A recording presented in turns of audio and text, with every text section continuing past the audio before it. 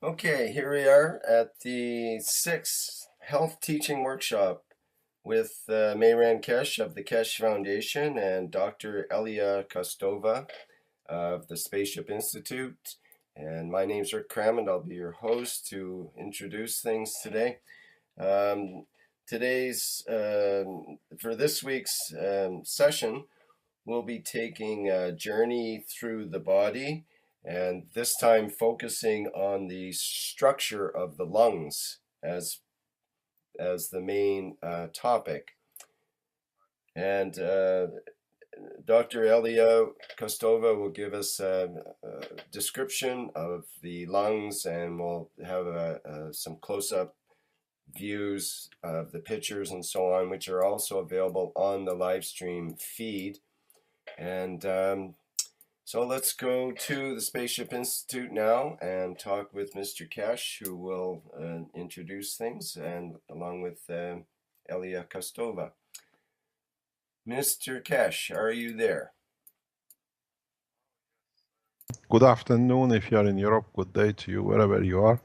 We usually start with Dr. Elia, the sessions. I don't know why he came to me this time first, but in a way, as we have announced to the people who know about this program today, we are going to explain a lot of things which has not been understood, but it's been in front of your eyes. Once Dr. Elia finishes her session, and once we explain the same situation as lung with the human body and the function of the lung in the body of the man, then I think a lot of people will leave this session with a lot of open eyes in what they've been missing.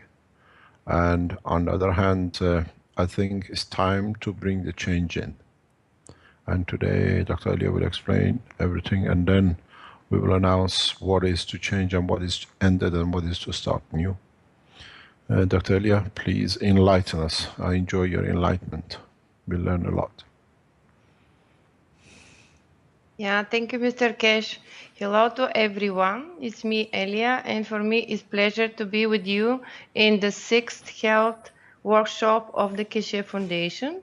Today the subject is lung, and actually we have 2 lungs, but they are connected to each other through the bronchial tubes, and the lung is placed in our thoracic cavity.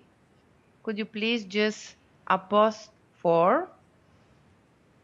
I will wait for you just to reach the slide 4.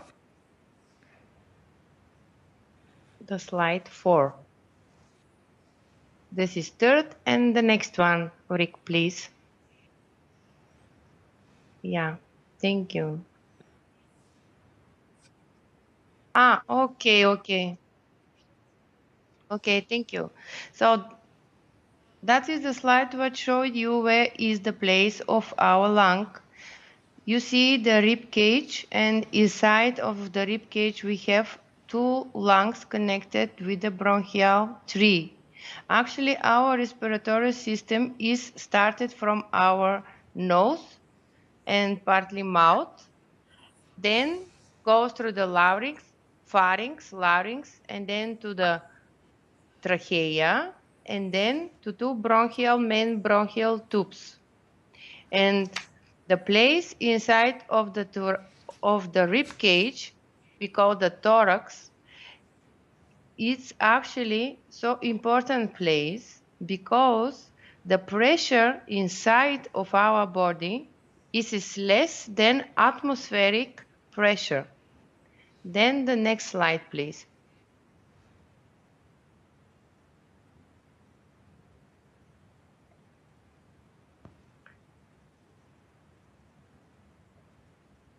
The next slide gives you the short anatomy of lung. Actually, lung is placed inside, how I say it, in our rib cage, and also it's connected and lying up to diaphragm. Diaphragm separate the chest cavity and abdomen cavity. Actually, that Flat muscle make different kind of cavity inside of our body, and difference is so important because these two cavities, they have different kind of pressure inside. So actually there are two lungs, they are lying up to diaphragm. They have not anatomically bridge between two lungs and diaphragm, just the lung lying up to diaphragm, and diaphragm support the movement of the lung. Two lungs, how I said, they are connected with bronchial tubes. Bronchial tubes, we have two main bronch, the left and right. They goes to the right part, which is our right lung, and to the left part, this is our left lung. The right lung is separated in three segments. This is upper, middle, and down. And the left one is separated of two segments. This is the upper and down. Actually, inside of these segments, we have a lot of sub-segments. This is regarding how the bronchial tubes is just spread to the end of the lung with different kind of capacity. That you'll see in the next slide. In that slide, you are able to see also the blue line, which is covered all the lungs.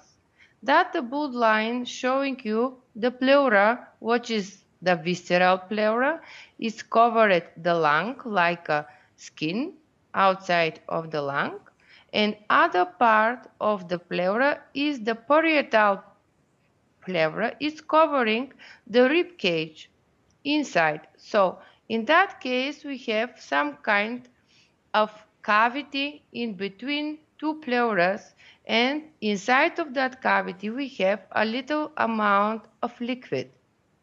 Everything what now I show you, it's important to compare with the previous workshop from yesterday, what Mr.Keshe said about the importance of where is the place of the Gans, CO2, and where is the place of the water. Just keep picture in mind, and then when we go slow down with other slides, you will get more clear understanding of the things.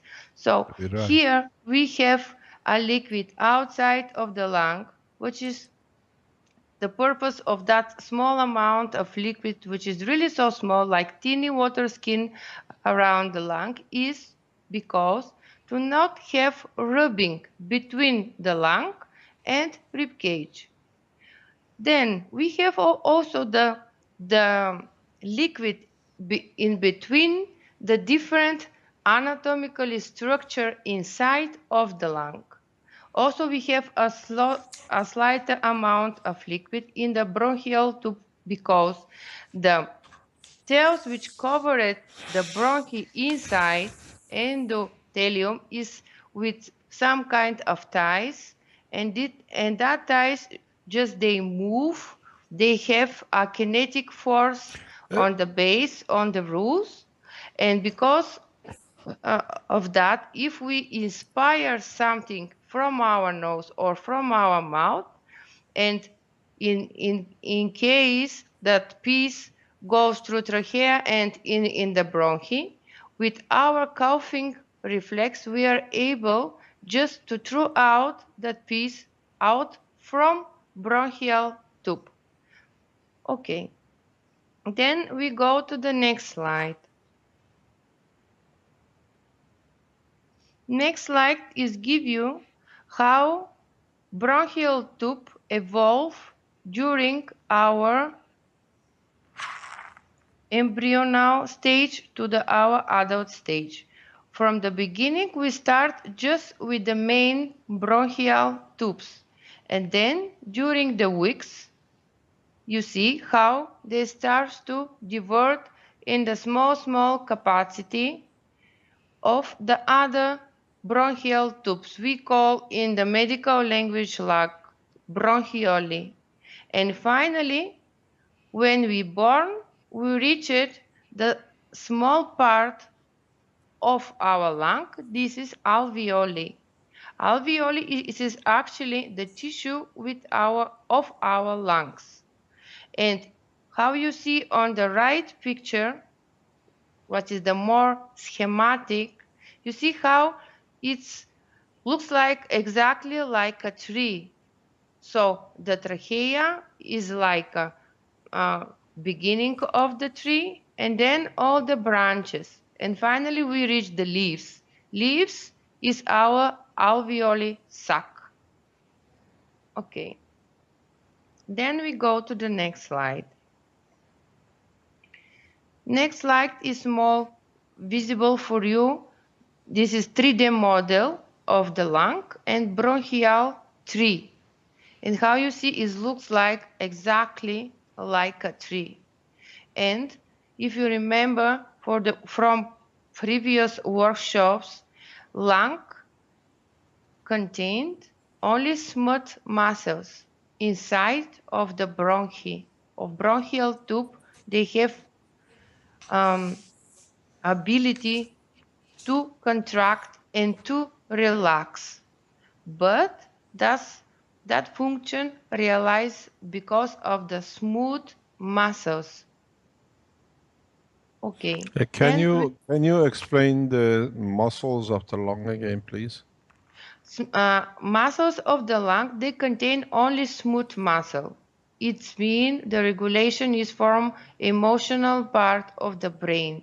Inside of the bronchial tube, we have only smooth muscles. It's not skeletal muscles in the lung. And because of the smooth muscle and regulation, I will be show you the regulation of the breathing in the next slides. But because of neural regulation, they have ability to contract and to relax. Okay, then we go to the next slide.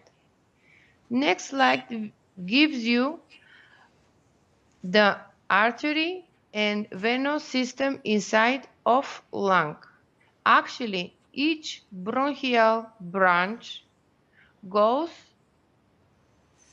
in one go with the same artery and with the same vein and the same vessel from lymphatic system. And can you how you repeat that see, again, please? every one bronch tube goes with company with artery, vein, and lymph vessel. How much the bronchial tree diverted to the end, that much the pulmonary artery diverted to the small branches, and that much the pulmonary veins diverted to the small branches to the end. They are equal number, equal directions, they go all together. Because the main function of our lung is to exchange the air, to exchange the CO2 and oxygen and all the elements in air what we breathe to the system of our body.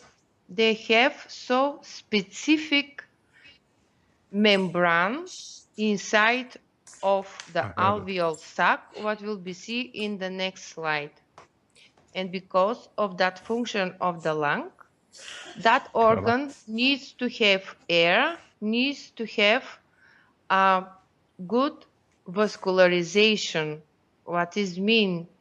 To have vessel from artery part and to have vessel from vein part, and also from lymphatic system. Okay, then we go to the next slide. So next slide gives you actually the end of the each bronchiole. So we come from terminal bronchiole and then we go to respiratory bronchiole. End of each respiratory bronchiole is alveolar sac. Alveolar sac is like a grape. with so many small cavities inside. Everyone alveolar sac is covered of artery, how you see, and vein. Wait, and the end artery is the capillaries and artery capillaries and venous capillaries, and they make a net, and they cover each piece of our alveolar sac. That piece we call alveole.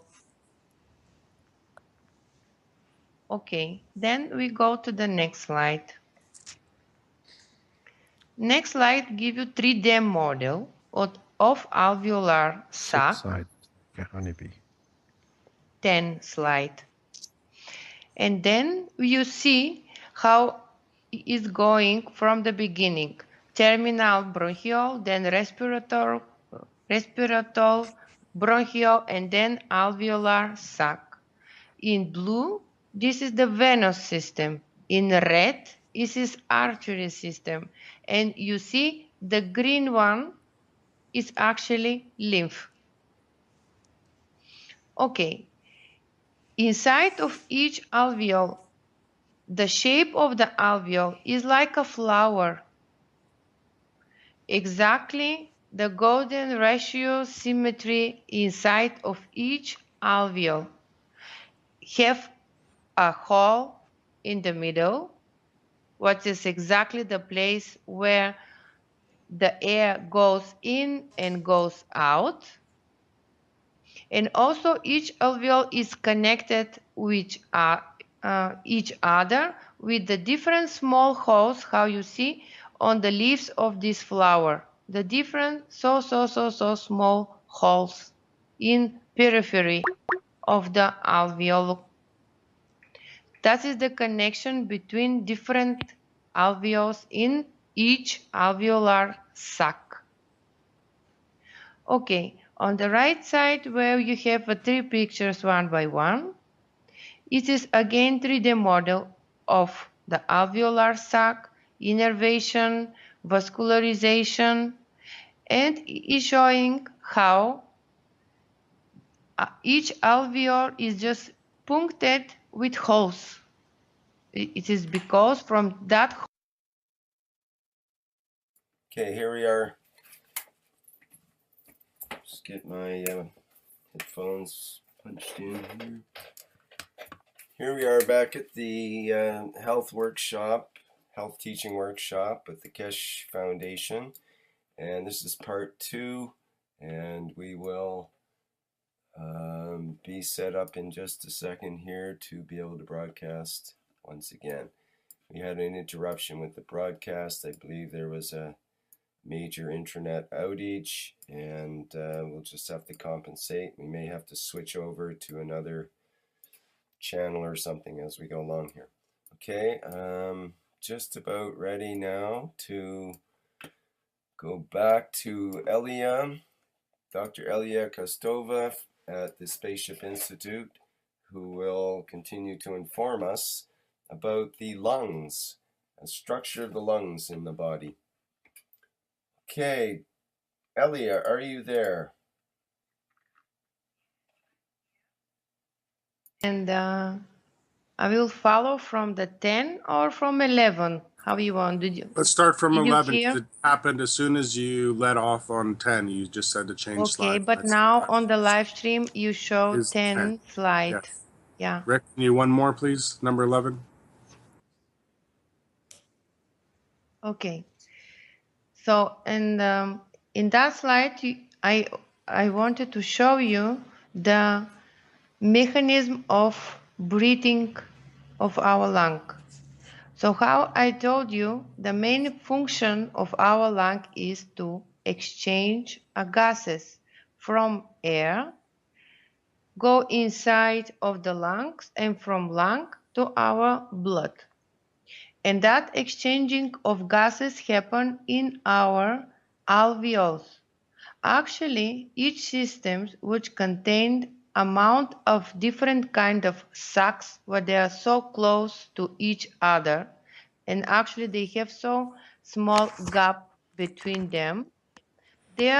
For that system is so easy to stick and to collapse.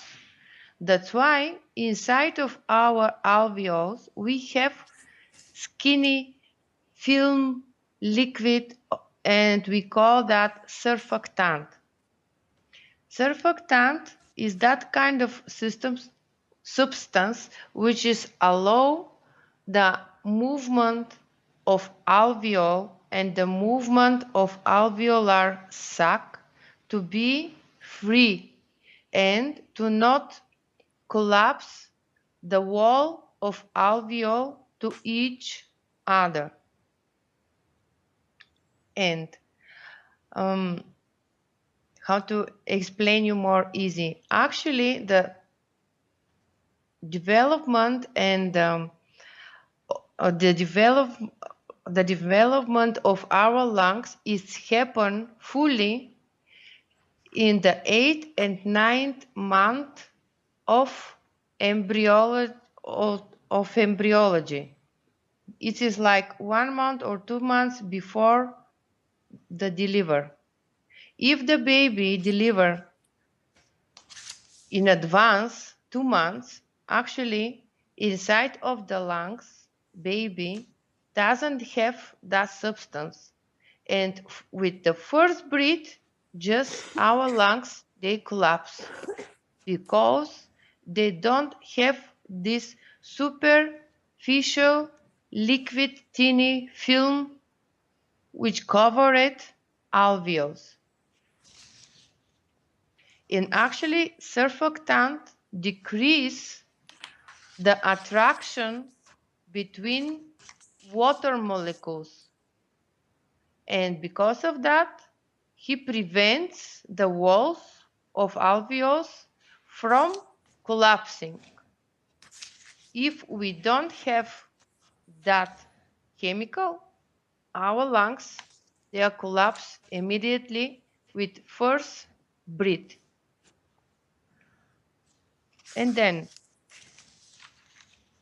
what I say before, that was that how you see on the left side of picture, we have right lung, left lung. Then bottom is our diaphragm, which support the movement of the lungs and separate the cavity of chest and abdomen. I just repeat again. Our lungs, they are covered with visceral pleura, and the rib cage is covered with the parietal pleura, and actually in between them they have a cavity. That cavity, I repeat again, have a small amount of liquid, which the purpose of that liquid is to allow the movement of lung and to not rub the lung with the rib cage. The function of our lungs is happen in that way. It is like a mesh, it's like a pump. We inhale the air and then we exhale the air. But because the pressure outside in atmosphere is more than the pressure inside of our rib cage, that function is really complicated and separate in different stage because our system need to set up all the function and to not collapse under the pressure of atmosphere. So what actually we do? The pressure of the outside air we call the atmospheric pressure. Air moves into and out of the lungs because of difference in pressure between the outside air and the air inside of lungs. The pressure of the inside the lungs is called intrapulmonary pressure. When the atmospheric pressure is equal to the intrapulmonary pressure, there is no airflow into and out and out of our lungs.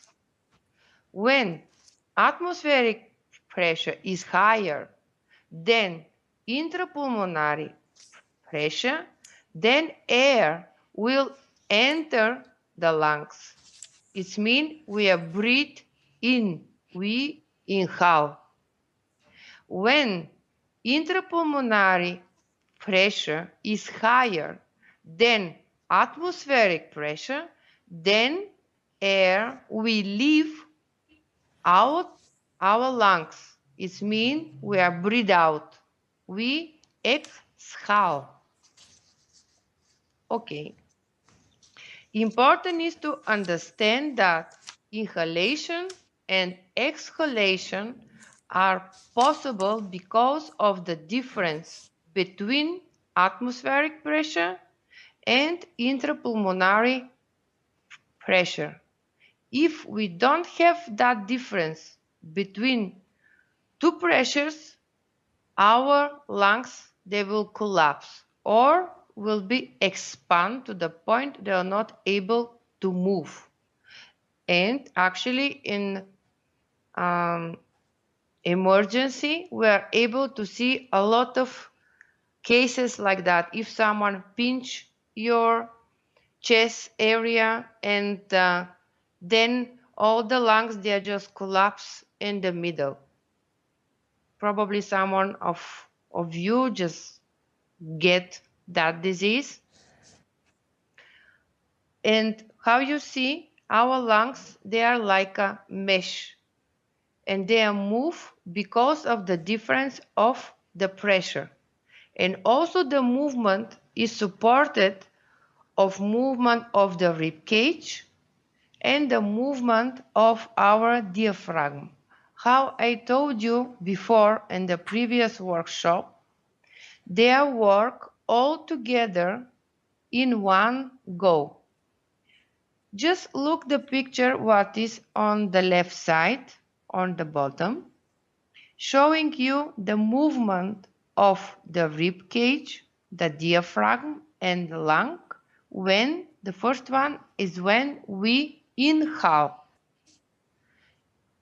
And when we inhale, the lungs expand, the diaphragm goes down, and the rib cage just expand and going little out and down. So our chest area becomes like a balloon.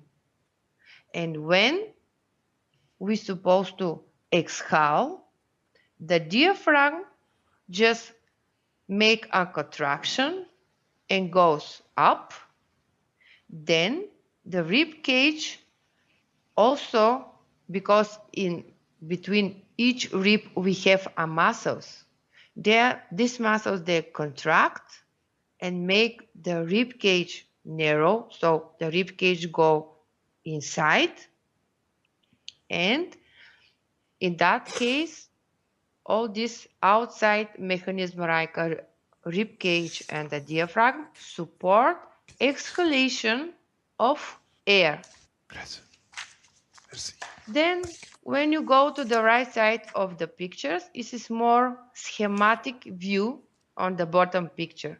How when we increase the pressure, the air goes in our rib cage, in our chest, and when muscles of the diaphragm and the rib cage, they are contract, all that mesh in one go just contract with the position and direction to go in the middle, like inside, and pull out the air out.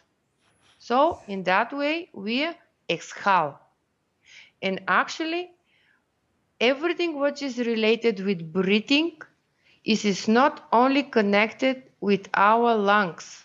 It is functional system, including the movement of the lungs itself, also the movement of the rib cage, the movement of diaphragm. Okay, then we go to the next picture.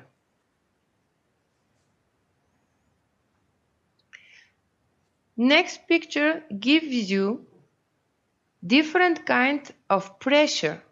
What you have inside of the lungs, outside of the lungs, and how they change during our breathing when we are inhale and where we exhale. And how you see, they make a, how is in English, gradient difference between them. And because of that difference, like +3 in -4 in expiration and -3 and -6 during inspiration, because of that difference of the pressures, we breathe. Okay, on the left side is a more medical view how in medicine measure different kind of volume of air inside of the lung. And because of that difference between the pressure out and in the lung, have a different kind of capacity of the lung. It's measured like a total volume of breathing and different capacity of the bronchial tree, because like I told you, bronchial tree contain the smooth muscles. They have a contraction and relaxation function. Because of that, they make a resistance. That resistance we call the capacity of that bronchial tree. Because of that resistance, we have different residual volume of air. It means amount of air would just contain in your lung after you exhalation. The total volume is mean how much you are able to breathe in, how much your lung is able to inhale air. Then when you exhale, in your lung, they are not completely collapsed to each other. They still have air inside, and that is your residual volume. How much of all the air after exhalation just stay in your lungs. And this is really supposed to be there because that air also supports the shape and the form of the lung. They are not able to collapse to each other and just to stick. Okay, then we go to the next picture. Next picture is, yeah?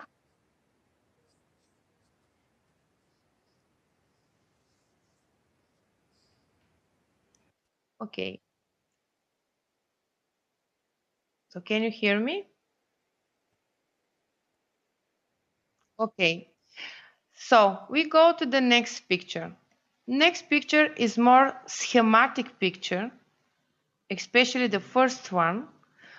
I just want to show you lung in the shape of a reactor. So on the bottom, this is the base of the lung. In the middle, this is the middle area of the lung, which is the zone 2. And the zone 1, this is the tip, apex of your lung.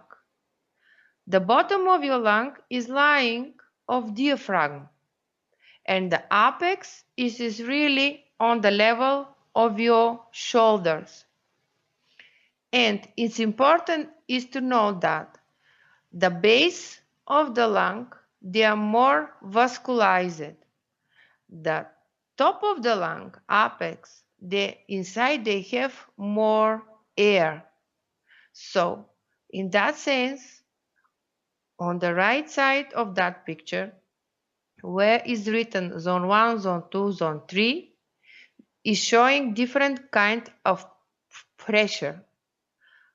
On the apex of the lung, you have more pressure of the air, which is the more than inside of the artery, more inside of the vein. When we go to the middle area, then pressure inside of the artery is more than the pressure in air and more than the pressure in vein. When we go to the base of the lung, in the zone 3, the pressure of the artery is more than the pressure of the venous system, more than the pressure in the lung. And in that sense, we see how in one lung we have different zones with different pressure and then make a gradient between them. In the pressure, what is the mean of is related with the concentration of gases in air in one side, in other side is in vessels, and they make gradient between the gases of air and in the membrane, what we call artery vein membrane. I hear you, yes. Yes. We are switching over to the second since that we're getting hacked like before. Okay, I will We're getting stop. blocked in our mess. We're going on the second one has been already online, so it's just to go the line. Okay, you call it now, I guess, I think SSI, this is 24.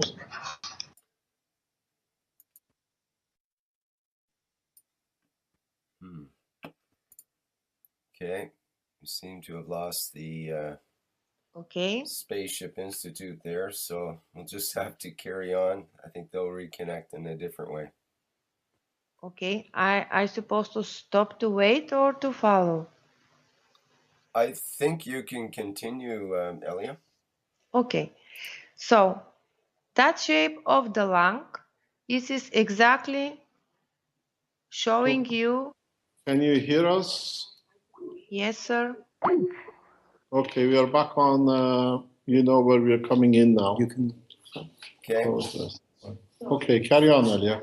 Okay, make sure your microphone's off at Spaceship Institute when you're not talking, because it makes it more clear for Elia. Thank you.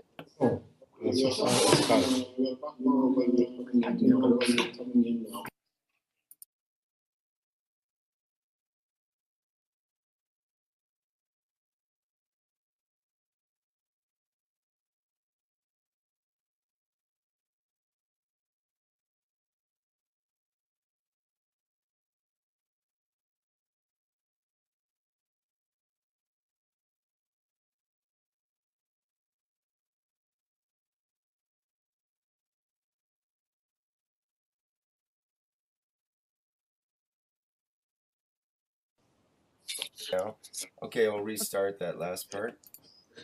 Okay. That shape of the lung just give you exactly the shape of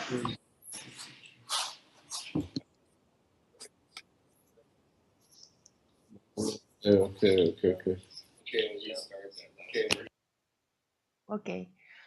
So I repeat again.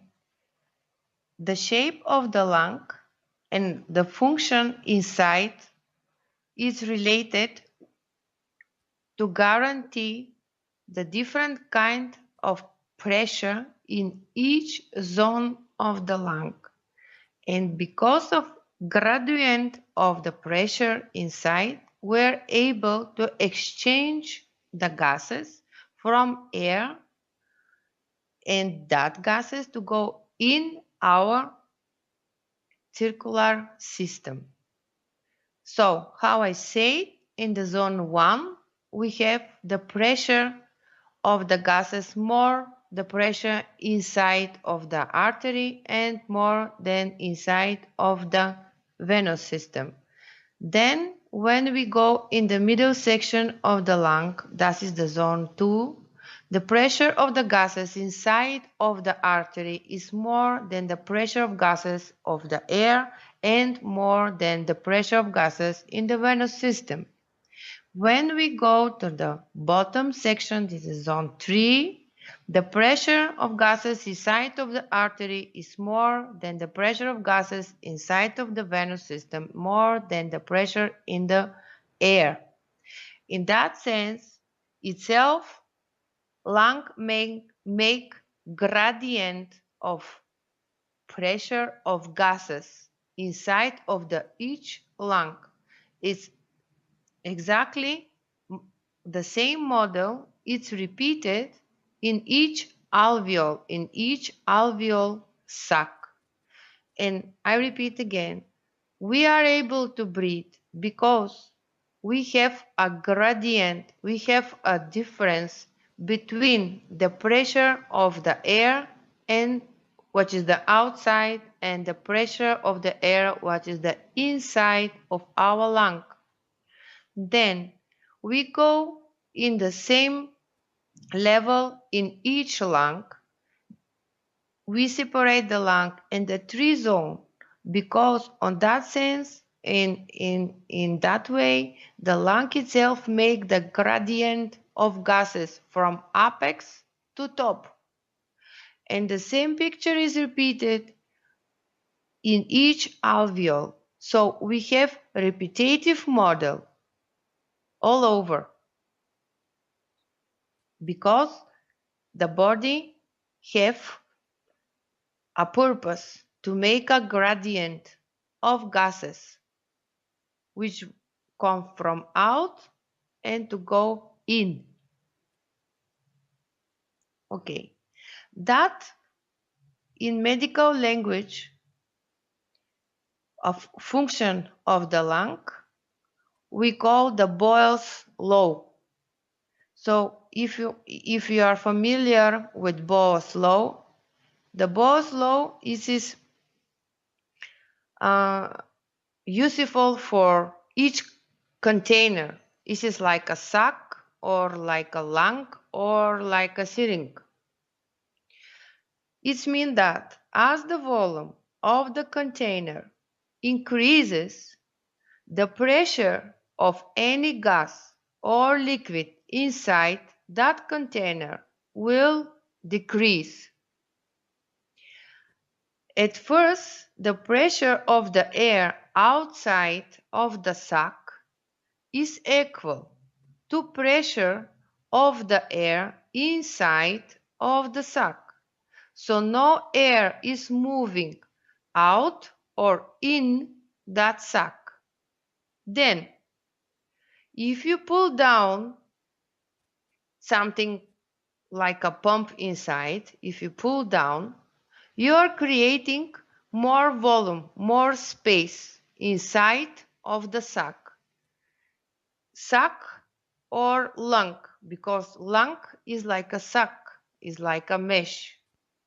Any air inside of the sac has more room to move around and it is a lower pressure than the outside air.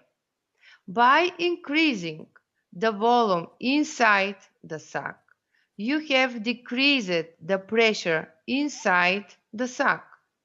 The air pressure inside the sac is now lower than atmospheric pressure, and air is sucked into the sac. Air will continue to be sucked into the sac until the air pressure inside of the sac is equal to atmospheric pressure.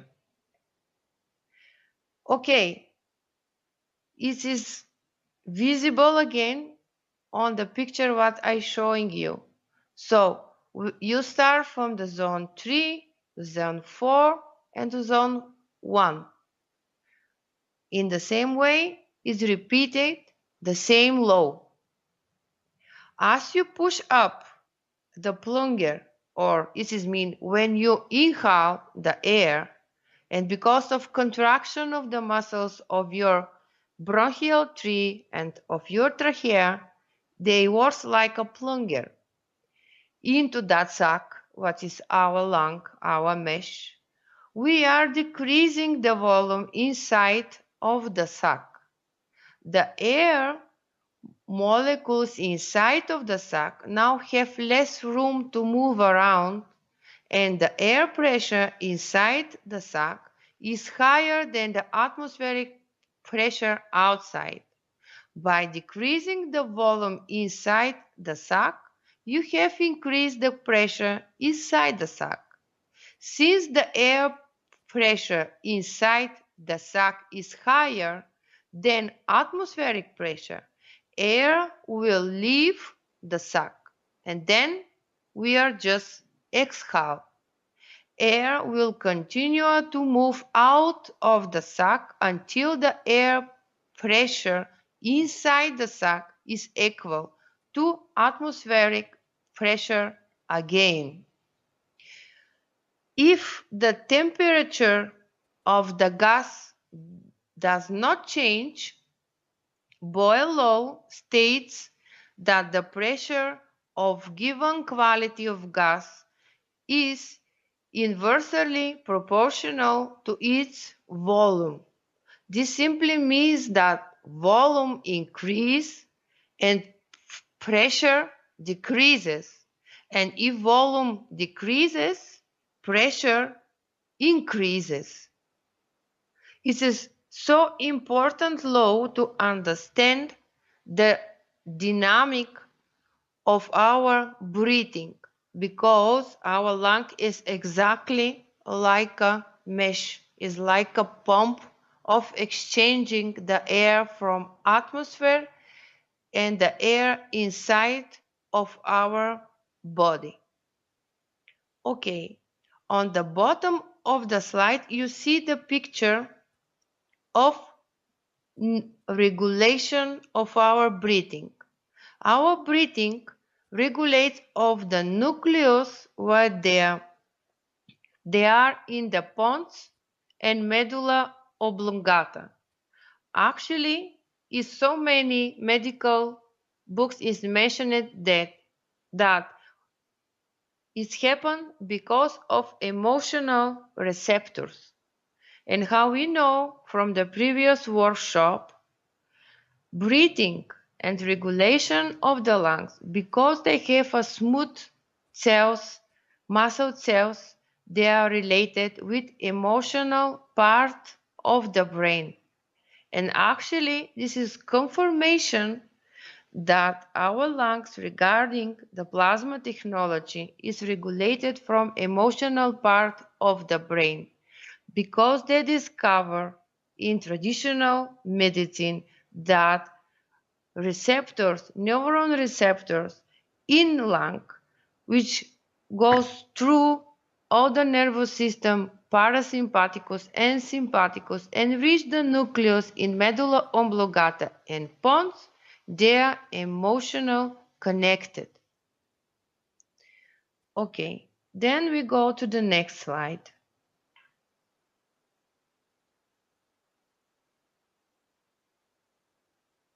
Next slide gives you a view how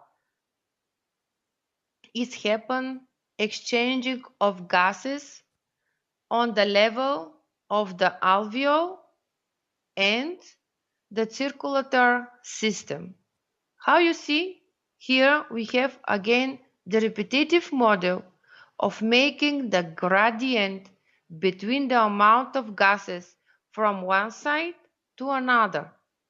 Because of that gradient, gases pass the barrier of alveoli and circulatory system. If we don't have that gradient of gases, it's not able to happen that transfer through that membrane. So in one side you see how the oxygen, which is actually 100 millimeter mercury in alveoli, just go through membrane of circulatory system and exchange in the same amount of carbon dioxide. So oxygen goes in the artery place, carbon dioxide go in the venous place, and oxygen exchange 100 to 40 millimeter mercury, and carbon dioxide exchange 46 to 40 millimeter mercury. So gradient in the gases exchange of the carbon dioxide is 6, and for the oxygen is 60 millimeter mercury. And then when blood oxygenated and reach each cells, the oxygen from oxygenated blood come inside of the cell, go through mitochondrium, and what is really happen there because of ATP, which is release the phosphorus, the phosphorus out and become ADP. We have a cell breathing, and from that action, cell release the carbon dioxide, which is go in the venous system. And how you see here, we don't have actually the gradient that much in the carbon dioxide. Why? Because if we have the cell is not able to pump it out in the venous system, just carbon dioxide go through osmosis in the venous system. Okay, and the next on your left side, you see how is actually happen.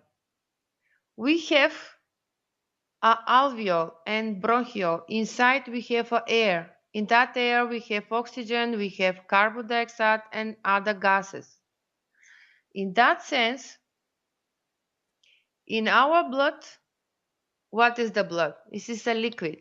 Contains water, carbon dioxide, which is carry on the blood cells in our hemoglobin. Actually, hemoglobin molecule in our red blood cells, they connect oxygen, they connect carbon dioxide, and hemoglobin from our red blood cells, they exchange the oxygen through carbon dioxide and vice versa, regarding where these red cells are at the moment, in the lungs or in the cells area. Then when you go to the next slide, is visible again. From alveolus we take oxygen, from the blood we exchange water and carbon dioxide.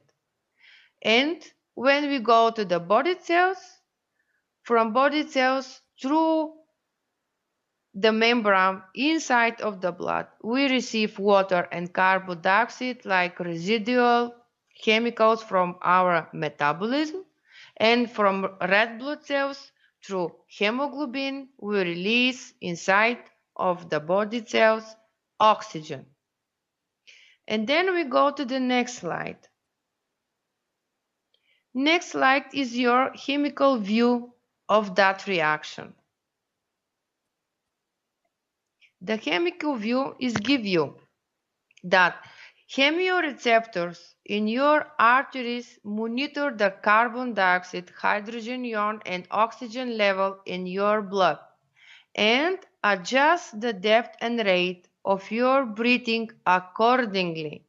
Carbon dioxide is a waste product produced by all of our body cells as the metabolized glucose and other sugars for energy. So for one molecule carbon dioxide and one molecule water, you have one molecule carbonic acid.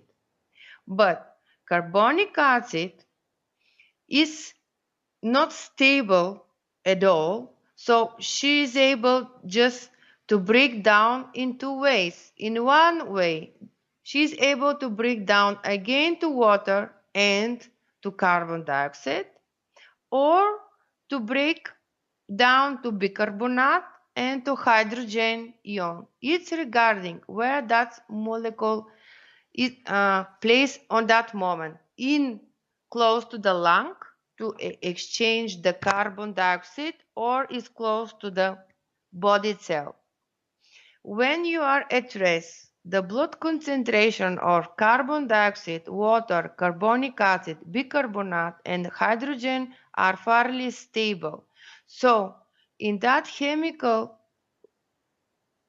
formula, you are able to see that the carbonic acid all the time breaking down on the left side or to the right side. It's regarding of that each one of gases is more high.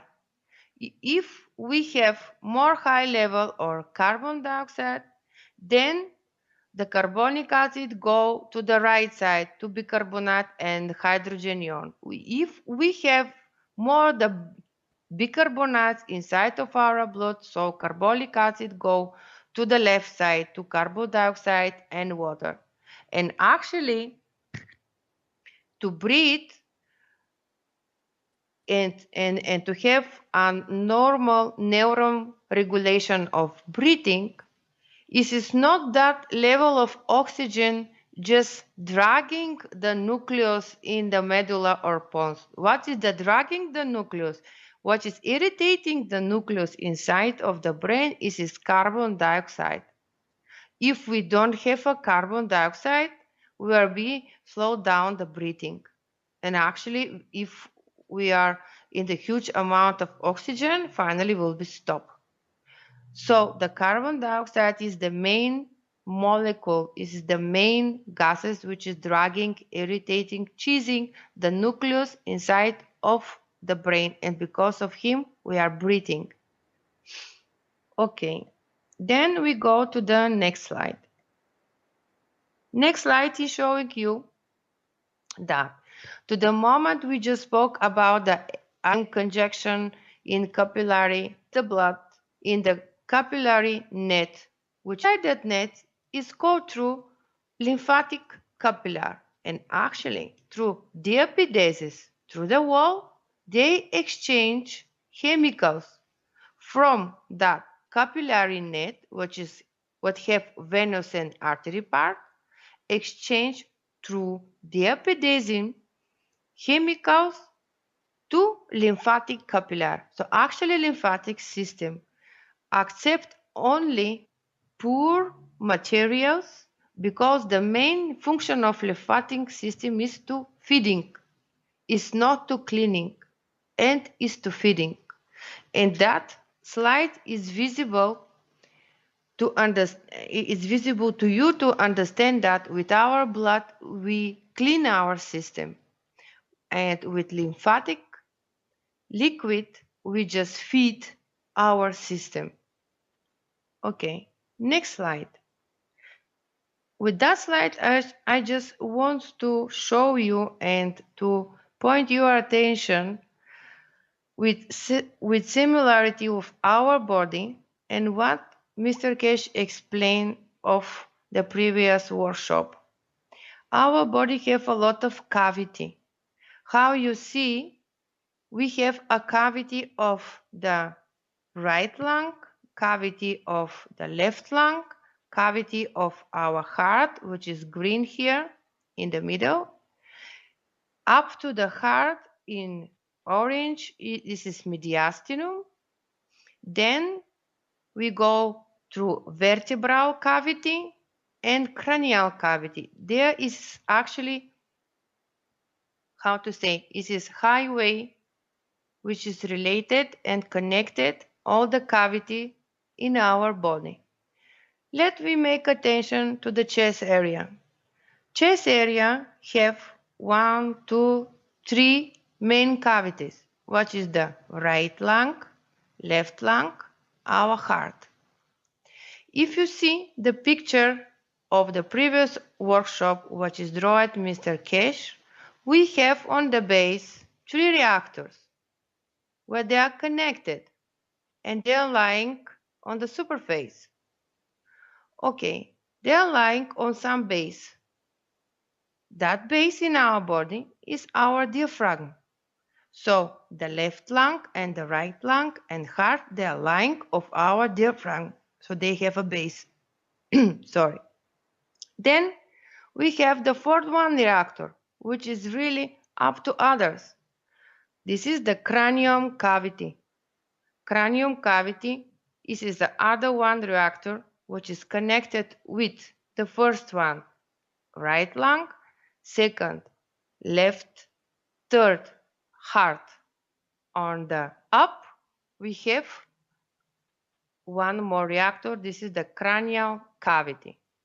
Then Mr.Keshe explained that all of them, they are connected, and especially when we have connection between three of them, where they are on the base, and up, and that one which is on the top, this is the cranial cavity.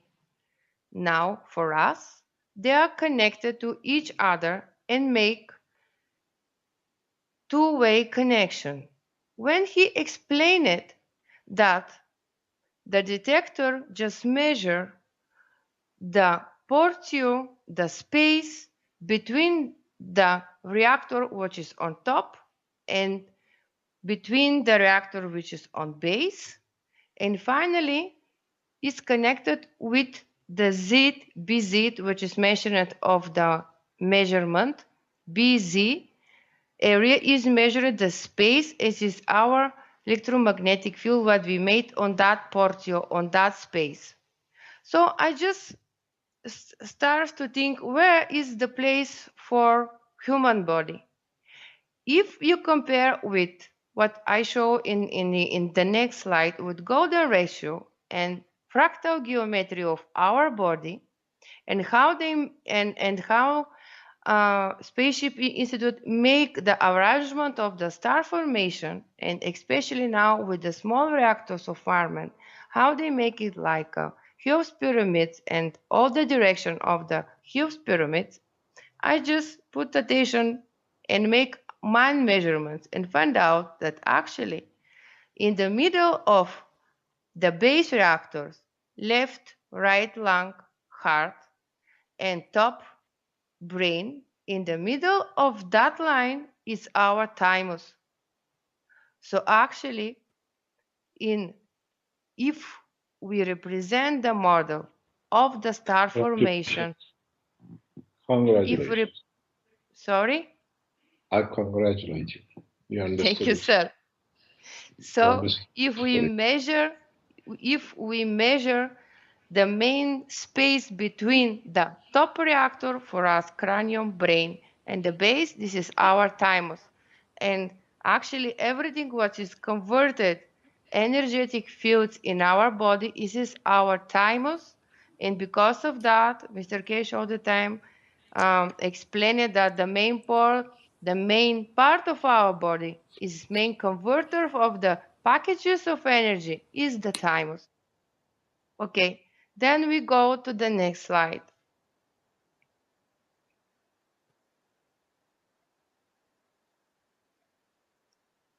So the next slide, I just wanted to show you that in medicine is that kind of method we call MRI or scan. This is the method to visualize body. And actually the meaning is to make the body on slides and to scan and to see. If you look at out the star formation from 4 generators, if you look at star formation like on top from up to bottom, and if you look the MRI picture of the chest, you are able to see the same. You see on your left side, this is the left lung, right lung, and in the middle is the heart. Actually, this is your base of 3 reactors. Here, the number 1 of the reactor and the number, just 1 second to see the numbers of the reactor. So 4, whatever, you just name it. One, the reactor will be the left lung, other one will be the right lung, another one will be the heart. So there are the 3 base reactors. Is look the same, and even they are placed in the same direction and the same proportion if you see of MRI picture. And then on the top will be our brain. It will be the 4 reactor. Then we go to the next slide. With that next slide, I just wanted to show you the golden ratio in our body. And what is mean golden ratio? I know you know. Just I wanted to show it again. And the golden ratio of Cheops pyramid. Yesterday during the workshop, someone asked when Mr.Keshe explained the space, what they measure between the space between the top reactor and the base reactor, how they measure the space in between, and they get the B8 measurement, what is the main point at the moment, and it was the 74 Tesla. And someone asked, this is the secret hole in the Cheops pyramid. I answered yes. And actually, I was correct when, again, I put my mind and found out that actually the 3 base reactors, if you compare with the Cheops pyramid, this is on the level of the queen hole. And actually, the king hole in the Cheops pyramid it is our thymus. So this is the space between the base reactors and the top. If you are able to organize the picture and to put together all the measurements of the body with golden ratio and the pyramid, they are matched. But it is so it is so many measurements in one picture, and if I show you to the workshop will be not visible. Just make that exercise, replace picture after pictures, and you'll be find out exactly how they match to each other. So that is for me. Thank you very much for attention. If someone have some questions.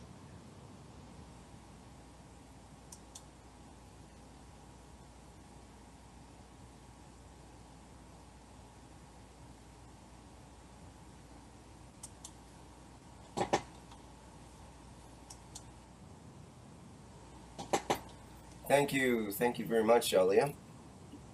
Yeah, welcome. I just wanted to be clear. If something is not that understandable, please ask me.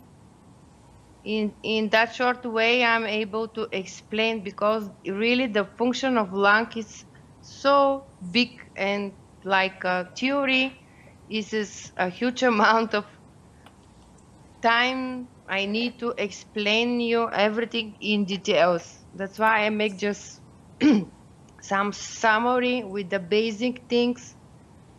If you have a question, I'll be happy to answer you.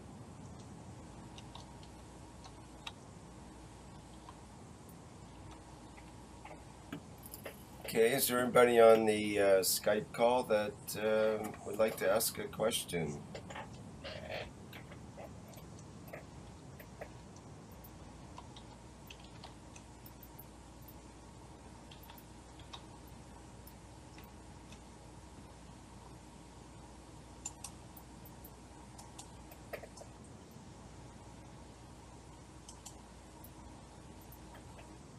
I think the anatomy was so hard for the stage guys. Everybody is still in a state of shock, I guess.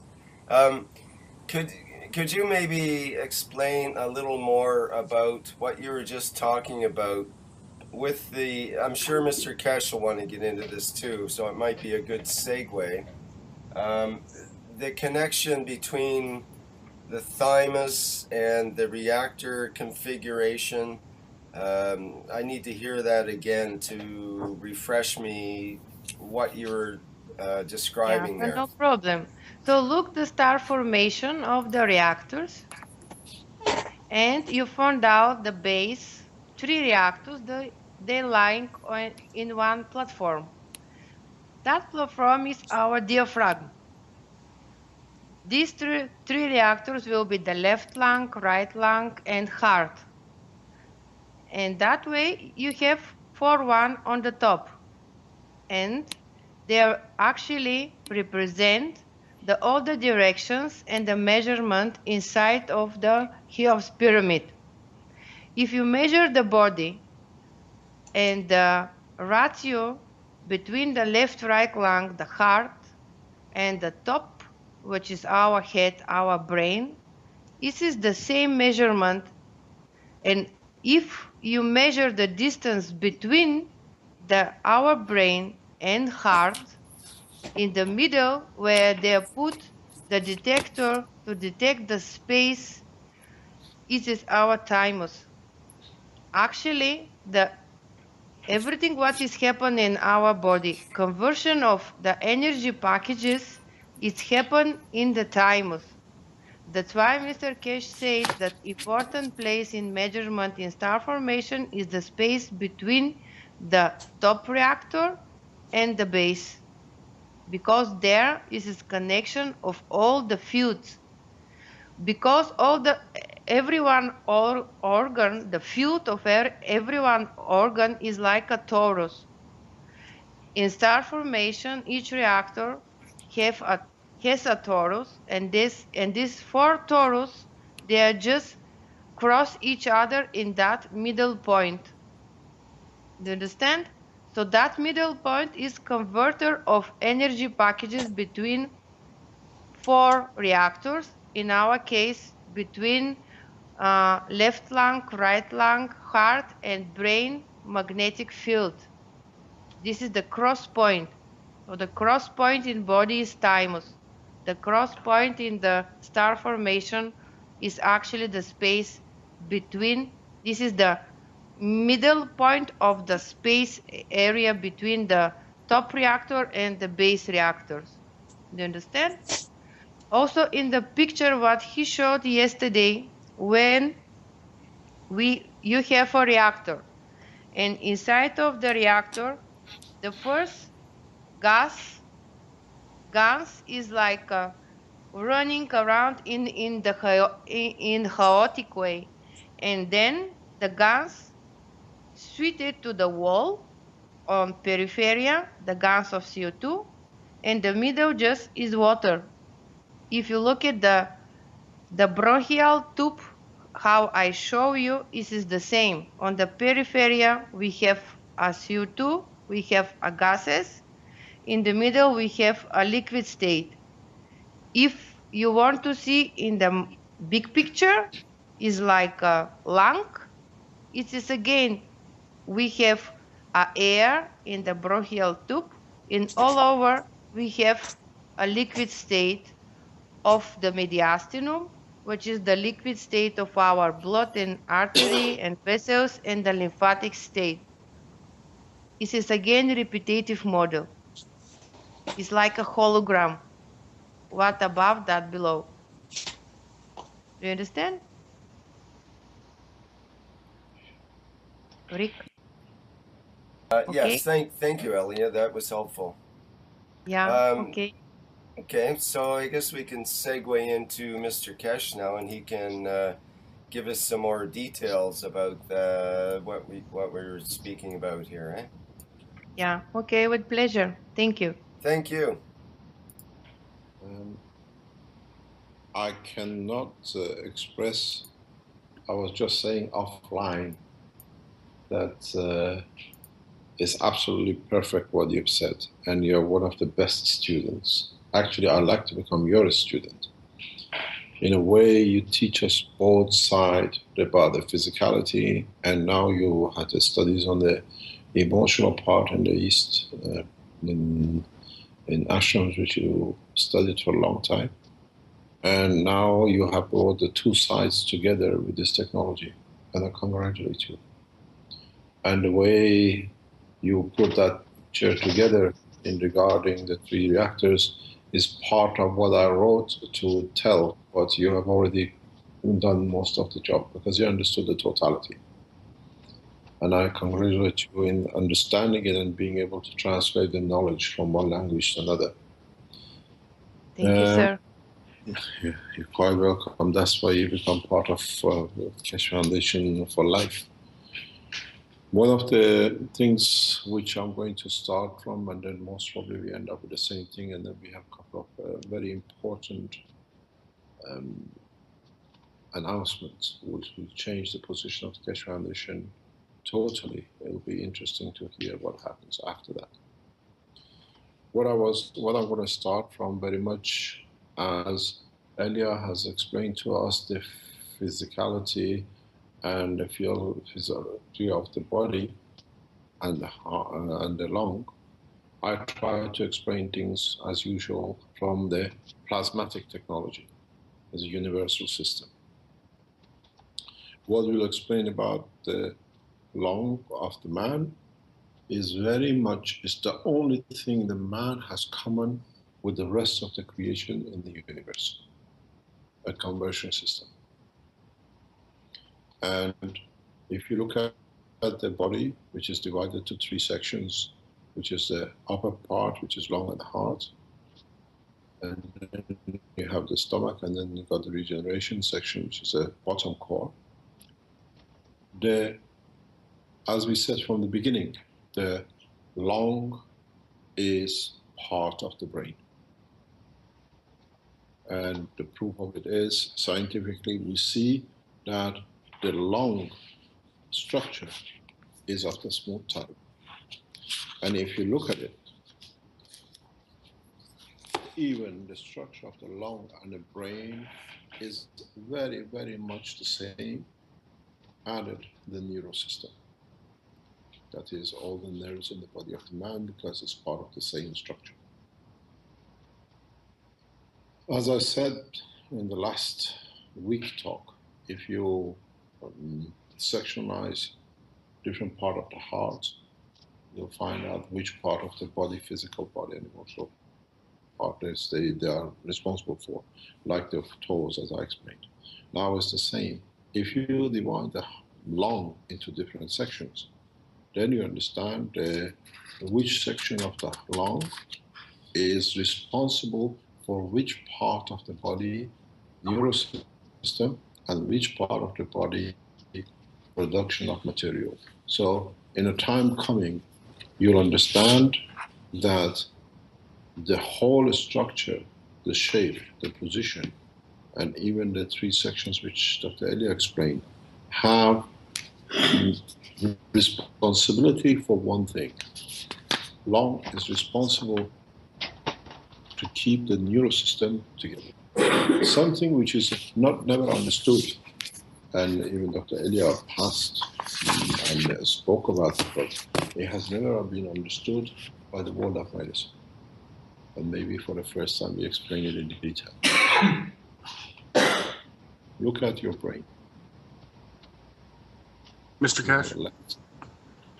Hello, yes? Sorry, are you using your headset, Mr.Keshe?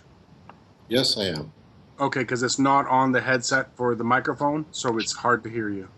Could we get Armin or something to set that? Let's see. We are on the backup system. Just let Armin is checking the headset. Where is your headset? Not a keyboard. We don't want a keyboard. We don't want a keyboard. We don't want a keyboard. Go backwards. Headset.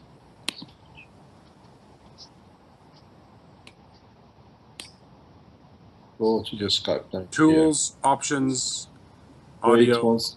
Armin is trying. Oh, it's on a... No. It's not there. Okay, go back. No, it's here. It's here. No. Can you hear us better? No. You have to go to the Skype. Close. We don't have to do Skype. It's here. No, Apple with the iMac, you have to go to Skype. Okay, Go it's to Skype. Skype. Okay. Where do you want to go to Skype? Skype. Not history. Preferences. No. Yeah.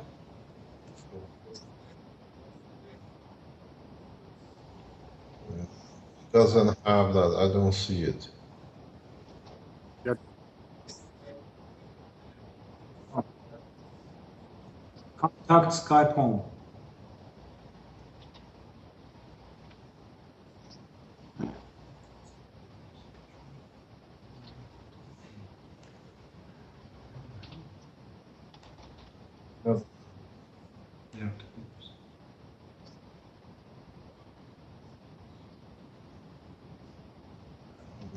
No. Yes. Nothing. Just system preferences. System preferences. Here goes. No. Go to understand. Wait, let me do it. I don't want to start. Because I've been doing this. Okay, we are on the Skype.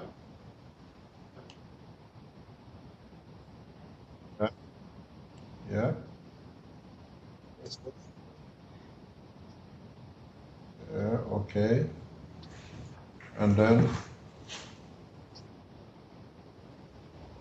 audio, video.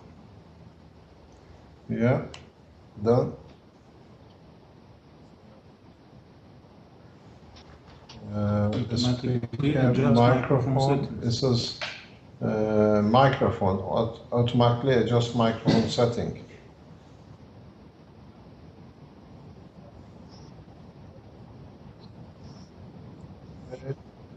Logitech. Which one is it? Logitech. Built-in microphone, Yes. Logitech. Yeah. Okay, we've done that now. Is it better? Much better. Thank you. Oh, bravo. Thank you, people from the earth. Okay, thank you. So now we're going to go back if you can hear it better. What I was explaining just now, that is that if you look at the structure of the lung, which has no one in the world of medicine has ever considered such a thing, and it has to be done, is that look at the brain of the man. You have a left brain and you have a right brain. You have a left lung and you have a right lung. Each lung is responsible for 1/2 of the hemisphere of the brain. This is one thing which man has never understood. If you look at the structure of even the shape of the brain and the shape of the lung inside, the way it twists and turns and creates more or less the same kind of shape in physicality, then the brain is done in gravitational magnetic form. So if the world of science ever understood this connection, they understand why you have two separate parts in the lung, which are working but feeding two parts. And then it goes to further understanding that in so many ways, if you take one lung out, the other lung can perform the job of the two, because then it compensates, but not as good as before. So maybe for the first time we can understand why the color of the lung is near enough to the brain too. Maybe you understand more that what is the work of the lung, because the lung is the only part of the human physical part of the body which is responsible for conversion of the energy from the environment to the conversion of the energy in the plasmatic magnetic field for consumption and the use by the brain and the neural system which is part of it. This is what we said from the beginning. This is what now, in a way, by doing the heart and the lung, we bring the totality of the emotional side of the body in connection to the physical part. Something which is very, very important. I think most of the doctors do not really grasp the whole idea of the working. Is that the parts which are connected to the emotional part and function of the emotional part of the body are kept separate from the rest,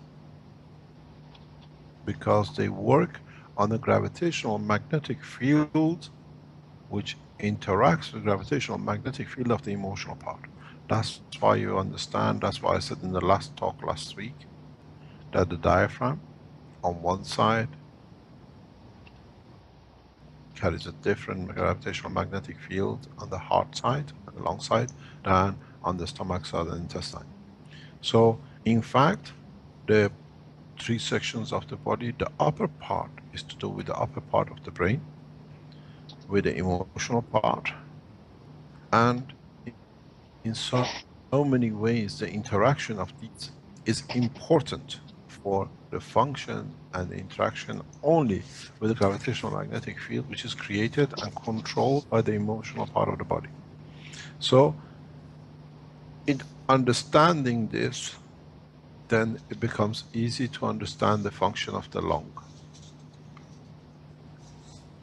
If you again look at the sections which Dr. Elliot told us, the upper part, the lower, the middle part, and the lower part, turn it upside down. You see the gravitational magnetic field, which is totally energetic and has got to do with the emotional part, sits on the top. And the upper part is responsible for conversion of the energy for a smaller part, but very effective, which is to do with what we call thalamus, which is the section 5 from the first time talked about the structure. So now you understand how even the lung construction and structure is the same to which part of the brain it feeds and it needs energy for. The bottom part is more connection, the bigger part is more connection with the bigger part of the brain, which is on the top, which is to do with the feeding of the information and energy into the whole structure and upper part of the physicality. Then, when you come down a step, half man, half beast is the heart. It's half emotional and half physical. So now it should be easy for scientists to understand the full structure of the lung. If you follow the structure which Dr. Elia showed us of all the veins and all the arteries in the lung, you'll find a magic point in the neural system. You find a matching point for it in the brain of the man, in the left or the right. And you understand why even the lungs and your nostrils work in different ways in the sequence. Then a lot of things in respect to the human structure becomes very clear. One of the most important thing which we see and we seen Dr. Elliot to refer to is regarding the inhaling and exhaling.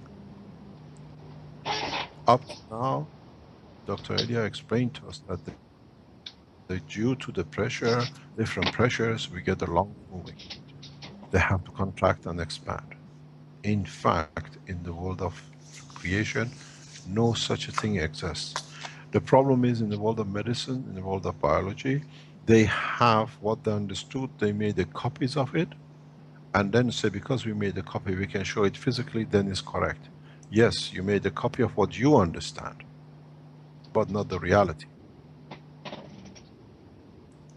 The conversion and the reason that the lung expands and contracts, and the speed of interaction of its expansion and contraction is entirely due to the fact that, as Dr. Elia said, air comes in, you got the Gans of CO2 or liquid water, and then you have the Gans of CO2 which converts the material. This is exactly what you are doing in the containers in the lab.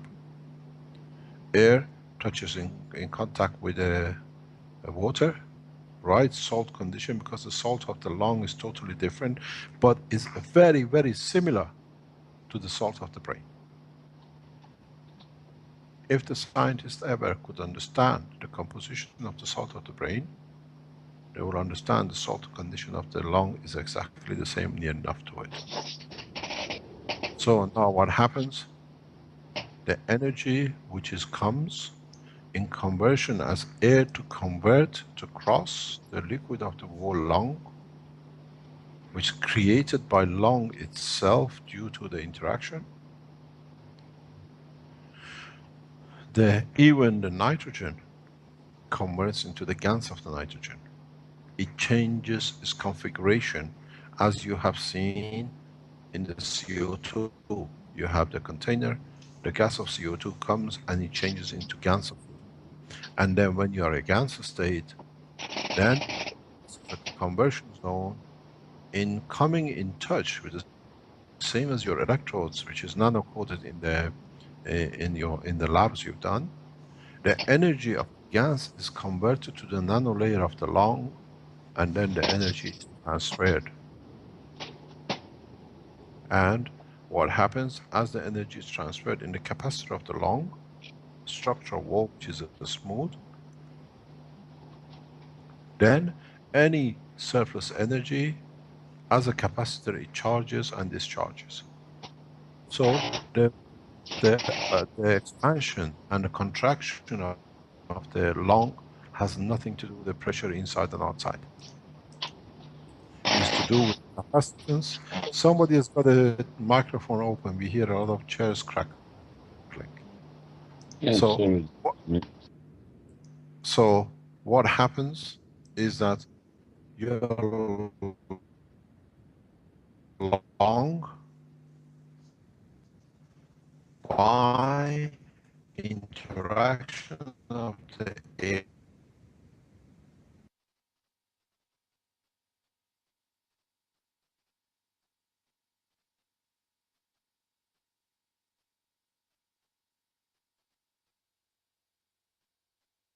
Okay, please hold on. If Mr. Keshe can hear us, they should be back. It's just calling them back right now. So please be patient.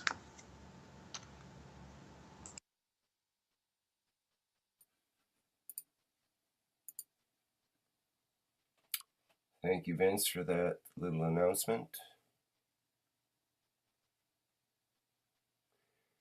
Having some difficulties with internet connections tonight. I suspect, I was told that the internet This is a worldwide thing, though. A worldwide phenomenon. Oh, great. I heard it was only Canada and the US, but... well, Spain was included in there too. Aha. So I think it might have hit Italy. I don't know. Quite possibly. But they're on the cell service, so it could be just a cell phone service there. Yeah, see there. Go. It could be time to turn the reactors down a notch at their Spaceship Institute, perhaps. Or maybe turn them up. Up or down, one or the other. In between just doesn't work. So did we lose the SSI connection, and that's why they went to Armin's? Yeah, I believe so. Okay. So Ludmill's off now. No, Ludmill's back. I see. Okay. I'm going to cut the sound to the live stream for a couple of minutes here until we get this sorted out. So please. Or if Elia's there, maybe she can input some more information with what Mr. Keshe was just stating about the salt water in the lung and and also the brain. Can she make that correlation as well? Or she could tell jokes or sing a song. That would be fine as well. So he mean that the liquid inside of the brain and inside of the lung have different kind of concentration of salts and minerals. What is actually, when he speak about the salt, is mean different kind of minerals inside, concentration of different kind of minerals. Each liquid in our body have different kind of pH and also different kind of elements inside. When we say liquid, it's or water, it's the meaning of liquid. And what SSI made in laboratory and make in laboratory, that water, what they call water, is a liquid contain different kind of elements inside. And that's why he said it is more similar like a chemical structure, like a chemical contain of elements like a brain. That is the meaning. And actually it's important to know that I mentioned it in the previous workshop. We call oxygen, we call ferrum, we call zinc like a molecule, but actually in energy type, in energy packages, they are different. You have different kind of elements like energy packages of oxygen in different part of your body. This is not one type. And like Mr. Keshe said, when you breathe oxygen from different type of trees. There are different type of energy packages, like oxygen from a rose. It's one type. It's one type oxygen. Oxygen from a pine tree is different type of oxygen. This is the same thing in our body. In bones we have different type of oxygen or zinc or ferrum or cuprum. In the muscles you have different type of the same elements. You are able to imagine and to make some kind clear picture in your mind, like isotopes. In the material level, different elements have different type and we call isotopes of something. In the same way, in energy level, you imagine the type of element like isotope of that element that he mentioned all the time. And because of that, he said that in the cells, when you produce the CO2, it is more close consistation like a liquid inside of brain. Inside of brain, you have liquid in ventriculus. There are stomach, different kind of stomach inside of your brain, and there is the spinal liquid. Also have a chemical structure, also have a pressure inside. And if you notice it in the picture one where I explained it you about the cranium cavity, the cavity where the place our brain, and then goes the cavity of spinal cord. This is again the cavity, empty place, and they're just lying down the spinal cord. So we have different measurements of volume and pressure in each cavity, which also make a gradient between all the cavities in our body. So we have the pressure and volume inside of the cranial cavity, and then with some kind of gradient goes through the cavity of spinal cord, which is placed through all the spine. Then we have a cavity of our chest. This is the cavity of left lung, right lung, heart, and the cavity of mediastinum. And then we go the cavity of abdomen and the cavity of pelvic area. Each of these cavities have different kind of pressure and volume inside and make a gradient. And if you see the picture of cavity, then you are able to recognize why we speak about the different kind of reactors in our body. Like we have main reactor like our brain, then the second one in chest area, and then other one in the pelvic area. But actually, if you look each part itself, like today we speak about the chest, we have again the repetitive model, like we have 3 reactors inside our chest, which is connected with the main one, our brain. When we go to the abdomen area, you'll be see again that repetitive model. Like we have the star formation inside of star formation, inside of star formation, like hologram repetitive model. And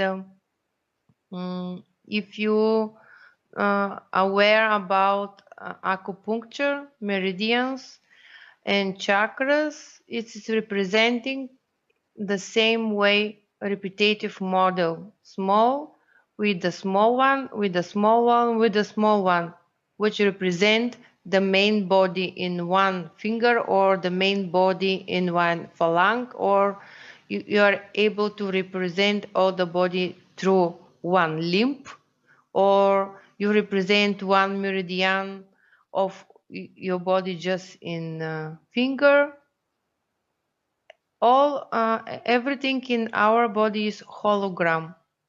Also in traditional medicine they use hologrammic method in different kind of how is in English, to make body visible, like a scan, like MRI. And they are really good in that area of traditional medicine, because even they discover now the 5D and the modeling of the body and visibility of the body starts to be more understandable and good for us, for medical doctors, because now we are able just to see details and to see inside, even with laser microscopy and with electronic microscopy. We're able to investigate all the parts in each cells, and again to find out the repetitive model inside. So really the visibility in medicine in medicine starts to be so advanced, what is makes me really happy, because it's more easy now to understand how nature made our bodies and how everything repeats itself. If you have some questions to me up to the moment to wait SSI to connect again, it's no problem. I'm here to answer you. There is a couple of questions from the Skype chat there from Okay. from Amarak. He asks, why is it such a problem with COPD? That's, I believe, obstructive pulmonary disease, right? Chronic obstructive pulmonary disease. Can the enlargement of the tissue not be reversed? It is not only enlargement of the tissue. This disease have several stages, and it is not only enlargement of the tissue, how you call, and actually enlargement of the tissue contains several components. Actually, during that disease, you make difficulty to breathe, because contraction of the bronch muscles, they starts to be more often. And if you remember, when we speak about the structure of the muscle, when they reach the point more than 2 microns, actin myosin sliding mechanism is just not able to work. And the beginning of that disease, we have more often contraction of the bronch, because the nervous system is irritated. And because of that contraction, the endothelium, this is the mucus inside of the bronch, starts to be more thick, because the wall of the bronch contains the muscle tissue, contain the endothelium tissue, and connective tissue inside. This is all the structure of the wall of the bronch. And first part, we have hypertrophy, we call in medical language, of the muscle tissue, because muscles starts to work more and more. And next stage, the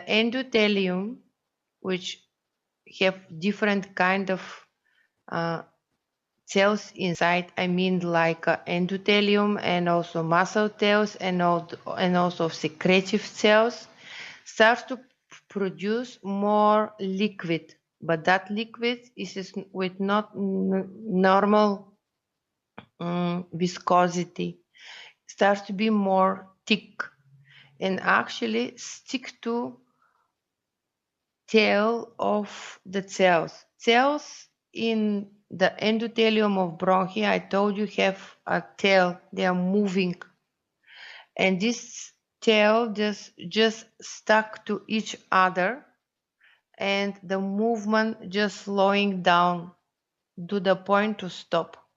And that mucus, which produce inside of the bronch, are not able to be through mouth or to coughing and to go up and to go out, just stuck inside of the bronch. And actually, when the disease just go ahead, the breathing of that part of the lung just stop it because of that sticky mucus and because of enlargement and of the wall, which is become more wide. That bronch completely collapse, and the alveolar sac and the area around that bronch just stops to work, and you don't have oxygenation from that part, and just the blood flow through the capillary artery side and venous side just stopping, like you are in the, how is in English, this is not sea, but where the water is stopped to move is so sticky. I don't know how is in English that word.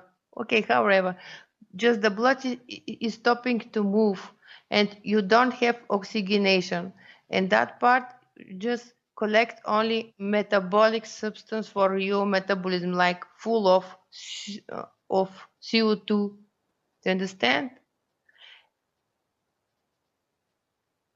Sorry, I think the word you're looking for might be stagnation, stagnant blood. Yeah, It's not moving. yeah, it is not moving, just stasa, Static. static. Yeah, static. Right? It is not Stagnant, moving. static. Yeah. That's right. And so and then, and how to say, if the disease evolve more, just more area of the lungs become in the static state, and because of that, if you want to treat that disease, you first have to change the chemical substance of that sticky mucus, because the main point and the what is damaged the breathing is that sticky mucus, which is starts to produce from the endothelium from wall, and then to cover the normal contraction and relaxation of the wall of the bronch. Actually, with plasma technology is not hard to remove, really, because it is like a question of changing or 2 or 3 chemicals in that area, and they goes, and itself lungs starts to produce normal mucus and normal movement of the wall, and that area, how is in English, starts to work again. Do you understand? Would it be true that you need to remove the source of irritation as well, which might be certain jobs with dust particles or heavy air pollution or If you smoking or have things? irritation, yes. If you have irritation, but it's not ever the cause of copious irritation. Sometimes it's part of the age, sometimes is part because you have from the beginning other one disease of connective tissue also. It is not only cause of the cop is some kind of irritation. Okay, thanks for clarifying that. Yeah, welcome. I'm starting to look pretty scary inside.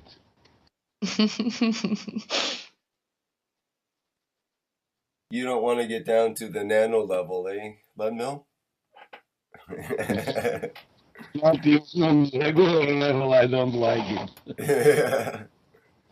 Okay, well, there's another question from Amarak here, which is, what happens when the thymus was damaged, for example, by open surgery?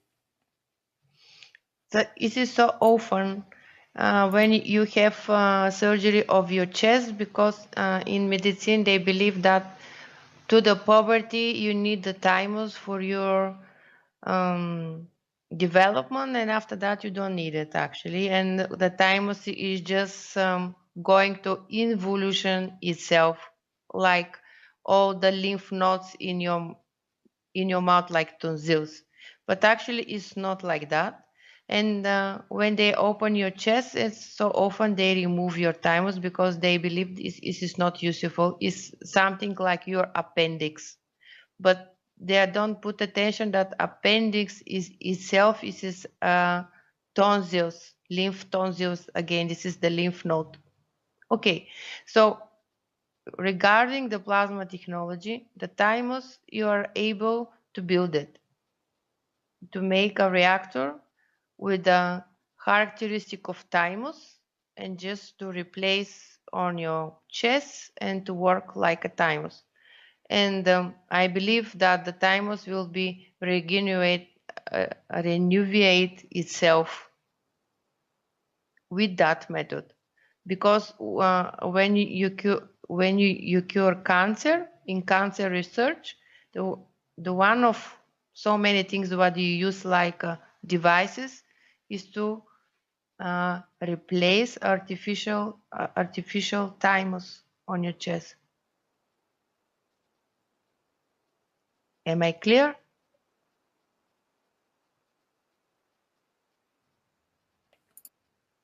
Yes, I think so. I think that came through quite clear. Okay. So, are there any other questions from anyone in the Skype call there? I just read one question, but I answered in the live stream. I will say here again. Someone asked that if we are able to replace oxygen, like a chemical from our blood, with some other element, especially when we travel like a human being in space. So oxygen for us is magnet. Oxygen make a flow. Oxygen how to say, make a shapes in our body. Oxygen is like protector of everything of our body. It's like a ferrum on the earth, attract elements. Oxygen just go, make a direction, and other elements go after him. And we are made it to use magnet oxygen. We are not able to replace with other element, because our structure, our body, our chemicals of our structure is made to work with oxygen. And because of that, we need to take oxygen from air, because we convert like a magnetic field in our body and use it to be magnet for us, to make a directions for other elements, to transform them to some place, to store them in place, to collect them in place. It is like a vector force. And when Mr.Keshe teaches us how to understand the elements, like chemical formulas, it is not that you put attention, that is the oxygen, that is the CO2, that is the hydrogen. Each element regarding plasma technology have a meaning. It's like he said, the hydrogen is a supplier, the carbon is finger point to DNA, your physical part, and the carbon is making a shapes constructions of our body. Because of that is the finger point to DNA, to your physical part. Oxygen is as magnetic. He make a flow, he make a direction. This is the vector force. If you compare with alternative medicine, it is like a yang force, maker, vector maker, directions, trace the way for other elements, show them where to go. And he mentioned it also in the previous workshop that the phosphor is the finger point for RNA and make there the connection. So he just read the elements with them meaning. What is the meaning of that element for the structure of our body? It's when he reads one chemical formula, it becomes like a poem. This is like sentence. And actually he is able to describe the chemical formula like he read some book and tell you, is this go there, it happens like that, it happens like that. So actually, I think it's better to make one workshop about the periodic table and understanding regarding the plasma technology of each element, because they are not, for the plasma technology, each element have a meaning. It's not that because it's zincum, it's because zincum do something. And what is really do. And because of the function of zincum, you are able to find the zinc in different kind of place of your body. So for me is that.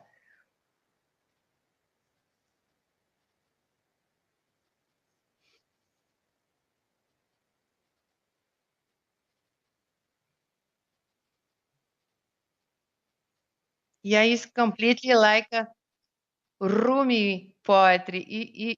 If you know, if you know the Persian Rumi author, this is actually is like that. Yeah, yeah, Sufi author. Yeah, yeah, yeah.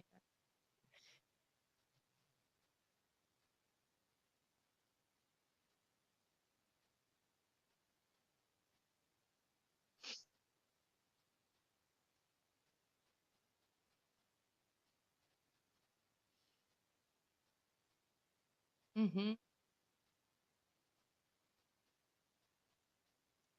Yeah. Mm-hmm. Mm-hmm.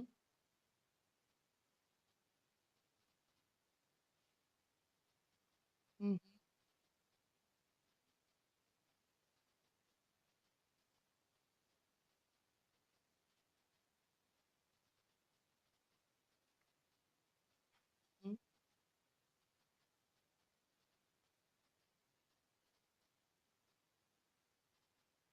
Rick,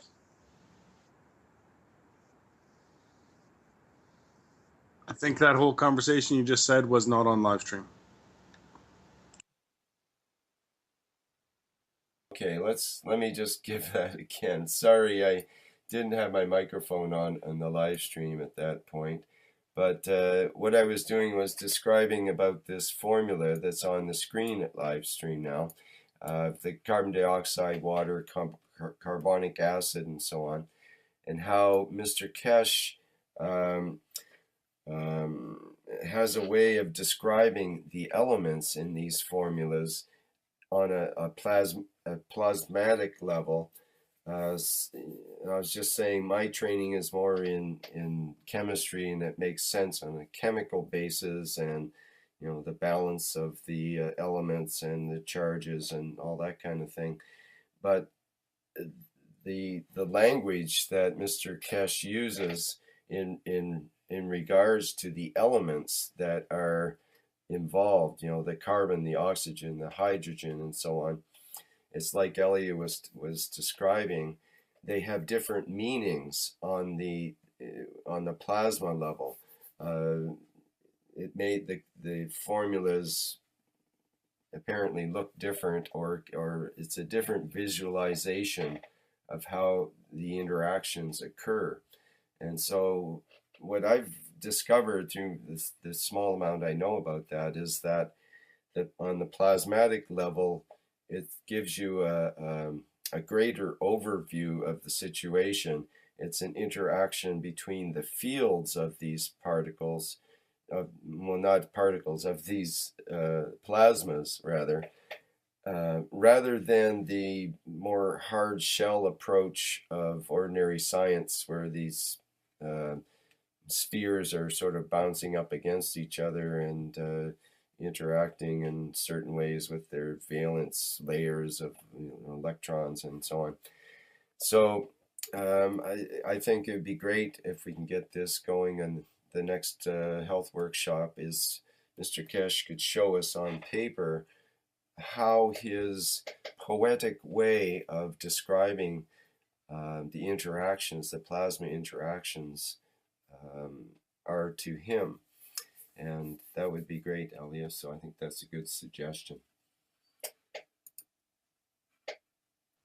Yeah, and also I suggest to everyone, if you have some idea about different kind of subject of the workshop, you need explanation of some subject, or you don't understand something, just write on the email Health Kiev. So after the point you mention it, will be prepared and will explain, because everyone have different knowledge, different understanding. And finally, to the end, we have to become at one.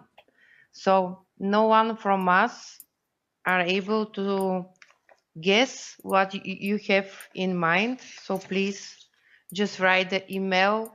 We read all the emails. I try to answer to everyone, and will be prepared the workshop regarding your question or regarding the subject we are mentioning it. And so like that. So feel free to just write and ask, and finally every one of us to reach the same level of understanding. I hope so, to be soon.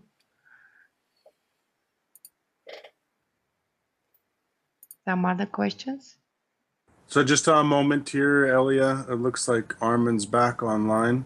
So I'm just going to try to bring him in here and see if we can get that connection back together.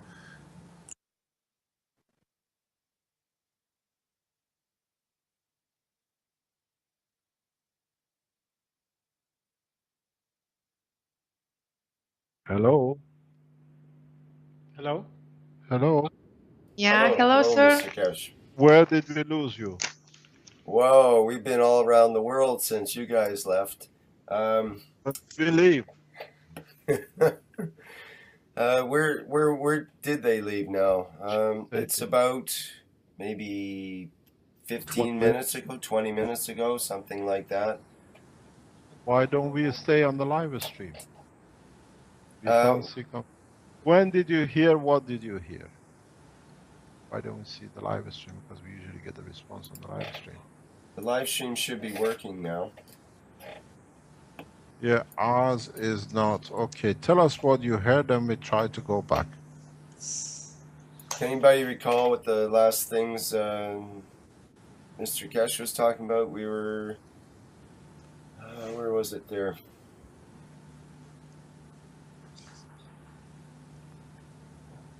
We're talking about the relationship between the lungs and the brain, I believe, and the... It stopped in the pressure difference between inside and outside air. Okay, that's a long time ago. Long time ago, yes. long time ago. Okay, now we go back because we have this problem. We have this problem here. We try to sort it out now. Okay, no problem. We go back to what we talked about, lung pressure. As I explained, that the pressure in the lung has nothing to do What I'm going to do, Rick, we have a recording of this here. I'm going to stop it and then, or we send it to you. You can choose to put it on or not, but it doesn't matter. So what happens? The pressure between the lung, it's got nothing to do with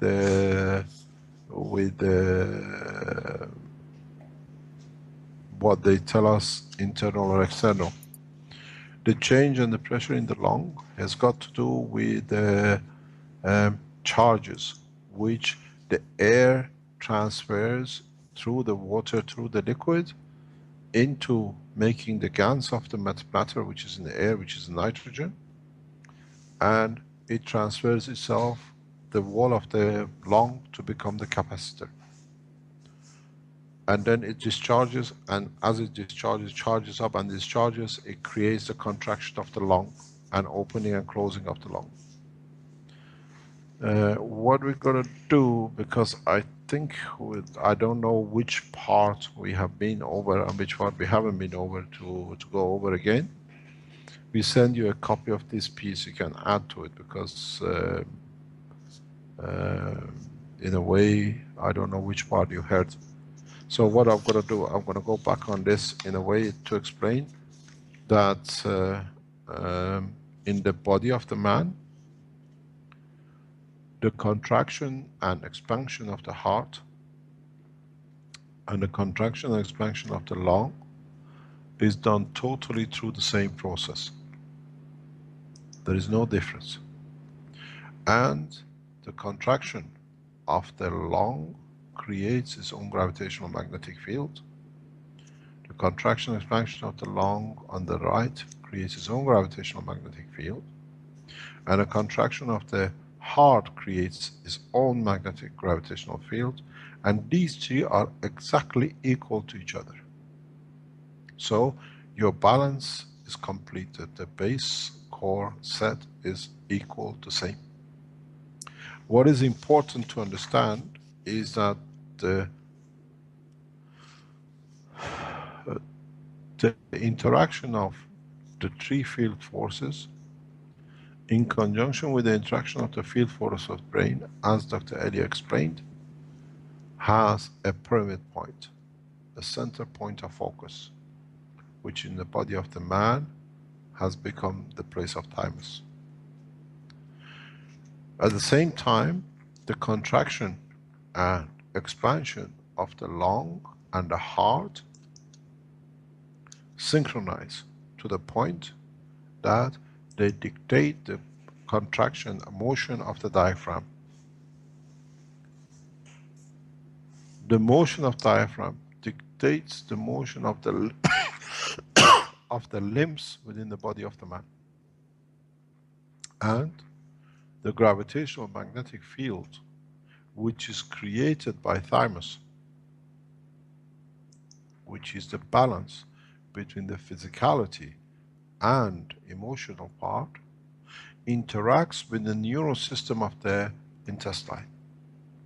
Because the neuron system of the intestine is a copy of the neuron system within the emotional part and physical part of the body of the man. The lung or the heart have different functions. Lung is made of the smooth cells, so it belongs to the emotional part. The heart is conversion and interaction between the emotional neurosystem and the physical part of the neurosystem, which is you have, as we see, using the blood circulation for the feed. Then you understand that thymus is the center core between the four reactors. And the reason, and it has a function in that position, is to interact its gravitational magnetic field with the neuron system of the digestion, the physical part of the body, which is to do with the lymph. So That's why for the first time maybe doctors can understand why intestine has a matching neuron system as the brain. Because very much so, as in our reactors, where we put the 4 cores together and we have an imaginary space in the middle, that field interacts with gravitational magnetic field of the Earth to find its position because of the same receptors, the same strength of things that have to interact. Now the gravitational magnetic field of the thymus, because it's neuron based and partially physical based with the heart connection between the skeleton and the soft tissues of the soft muscles, interact with the matter part, which is the intestine. Then you understand very easily why thymus is the controller of solidification and how much to be digested and to be solidified around the body in what shape and form. So the heartbeat, the motion of the heart in conjunction with the motion of the contraction of the lung creates and uses the upper diaphragm like a pumping fan, like a bellow.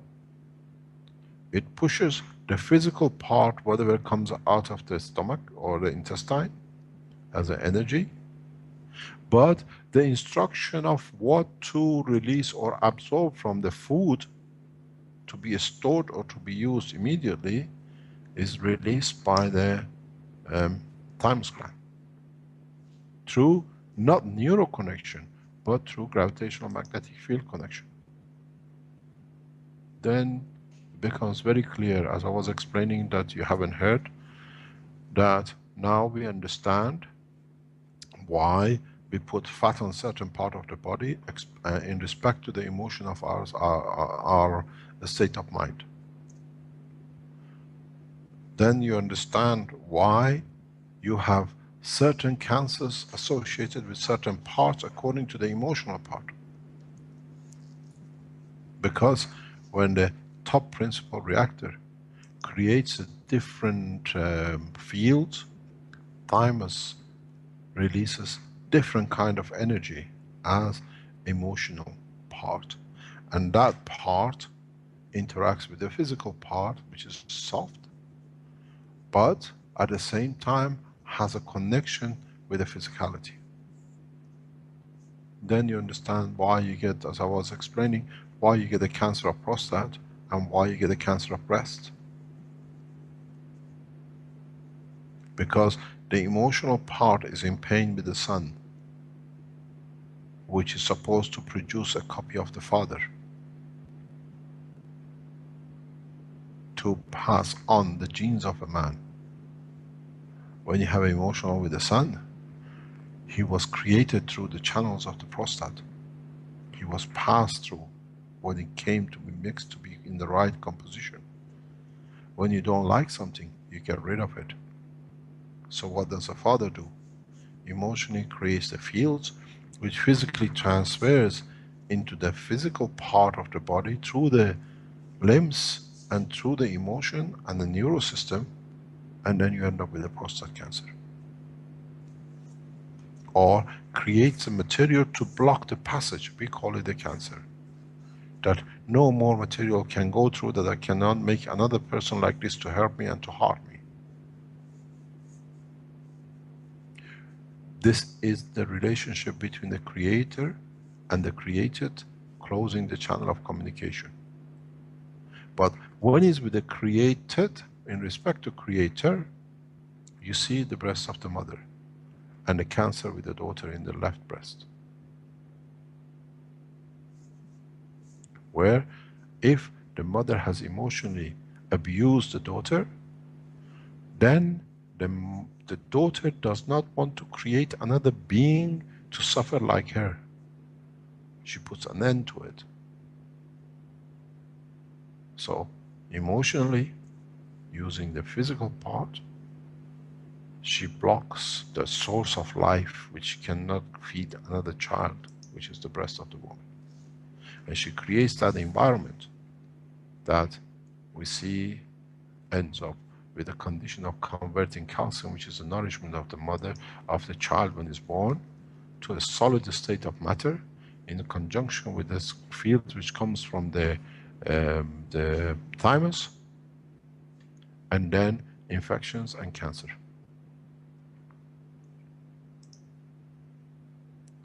Then you understand the process of creation. And you understand why the body keeps the lung in upper cavity, upper core, which is to do with its existence. Then you understand why we have cancers in different parts according to our emotion and the rate of our breathing.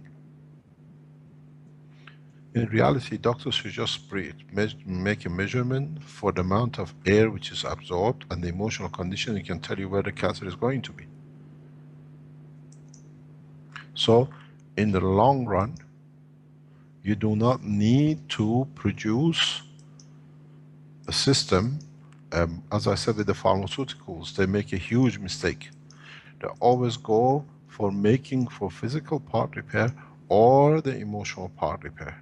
We have tablets for physiology, for the physical part, and we have tablets for emotional part.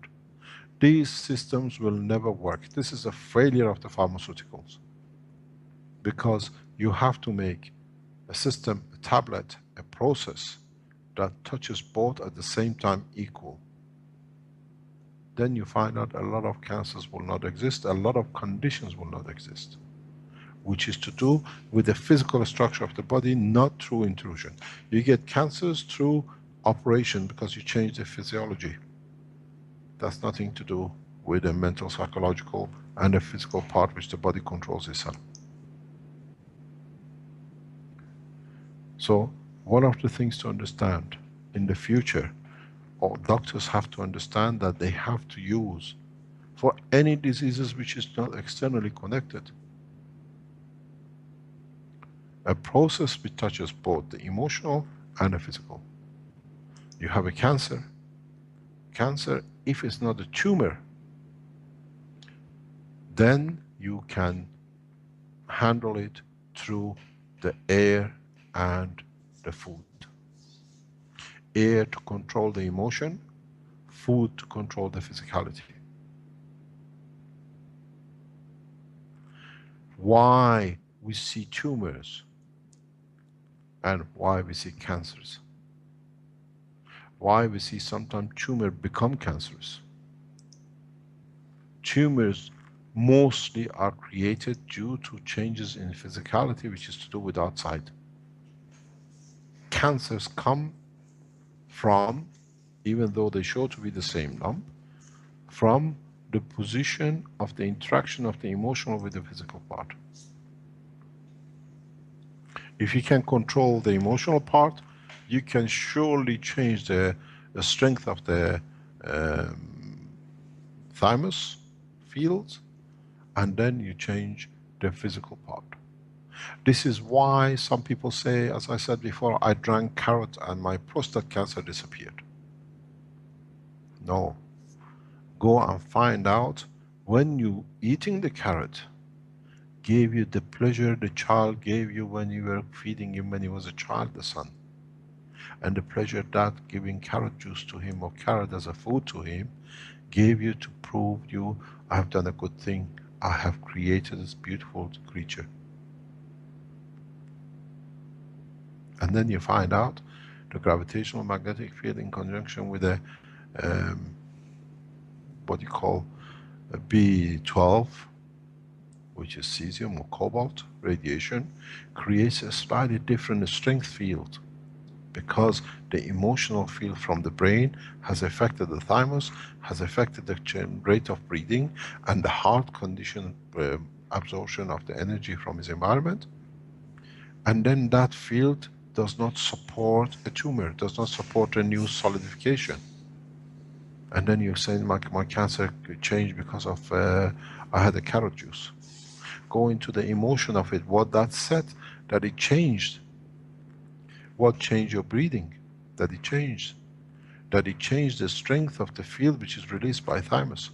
And then the only thing you need to do You reach the emotional part through thymus.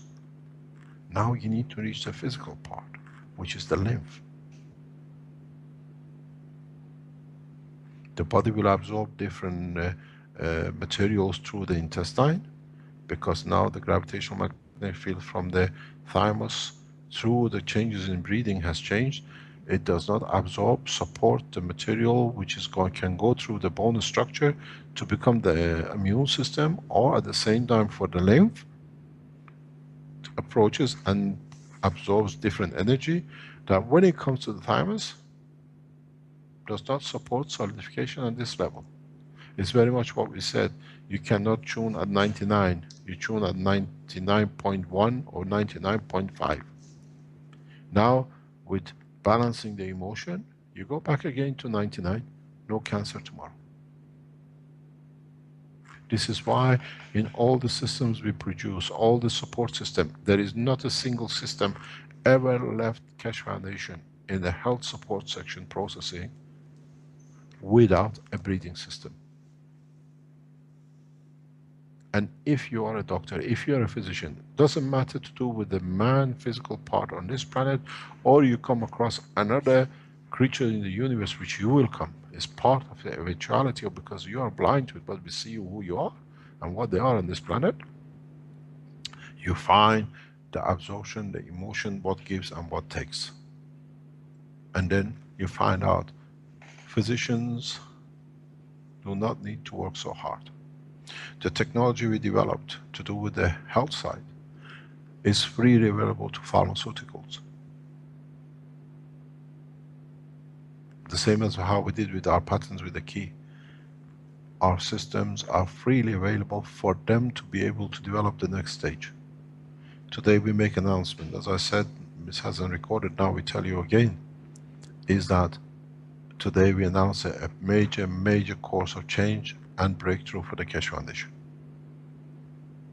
As number of the Keshe Foundation people around the core know, we are about to announce this change today.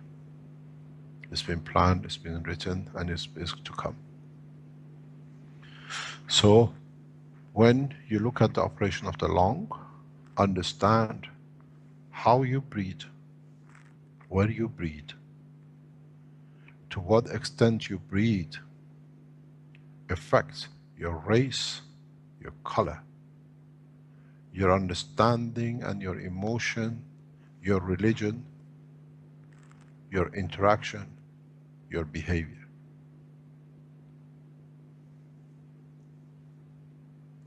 I want to make an animal out of you. In one of my systems, I can just change a combination and a calm man becomes like an animal eating everything up. And if I want to bring peace and tranquility, the way it's the plan of the Keshe Foundation, you find most of the people who've been through our process, they find peace within themselves. Because through the breathing system, we reach the peace of mind, acceptance of what it is, and pleasure in what it is. I put the camera on because you can see, can you put a camera on here, please? It is on, but we don't see, okay. If you come to Keshe Foundation, can we see a bigger picture that I can see what I'm showing? If you click on the picture, maybe it comes more. No, don't block it. No, just click it to become bigger. This is it. Okay, because I don't see what I will be shown. Okay, no problem. If you've been with the Keshe Foundation. Okay, what it is, because Marco, can we see the picture in a bigger scale? Because we need to enlarge it, or we see what we are seeing. Vince can, close his video. No, that's got nothing to do with Vince. We just got to see our own picture bigger. It's okay, we'll try to see. What, can you see this bottle? Rick? Yep. We see the bottom of it there, yep. You see the top of it now? Yeah, you can move it a little lower in the screen. Lower this way? Yeah, that's better. Thank you. That's okay, now we got it. Yeah. If you look at this, Perfect. You can see the bottle. These are the, this is one of the original breathing systems which we made for emotional part. We became so good at it that I can make you even change your menstruation. I was explaining this to the knowledge seekers today. One, it breathes in and the other one breathes out. Or you pump the air from the environment from one channel and you breathe it through the other channel. It brings so much change that we had women in their late 60s and 70s going back to menstruation, which they lost 20, 30 years ago. Because it even gives the confidence that I can reproduce and my life will be forever, so I can still carry on extending the life. Through these systems we can reach, and now we become more sophisticated, and we can show and we can develop, and we have developed in a much more effective way, that in ILS we can reach the man who, even he wished to die, we can reverse the position through the breathing of the air system. So you do not go, the water which you drink with our technology is to do with your physical part repair. The air you breathe, the air you breathe is, the air you breathe is the, we're going out, we're going to go back down that way. Or we come this way, you see it better. This is an old picture, it's too far behind. It's already perfect. Okay, we go back where we were. So now you understand the technology which we are transferring knowledge to you now because of Dr. Elia, and we're going to different parts. It has been practiced for past 10 plus years in the foundation. And the people tell us this is all just magnets and blah blah. If it is magnet, we know how to play with magnets. If it's gravitational magnetic field, we know how to play with gravitational magnetic field. This is so important.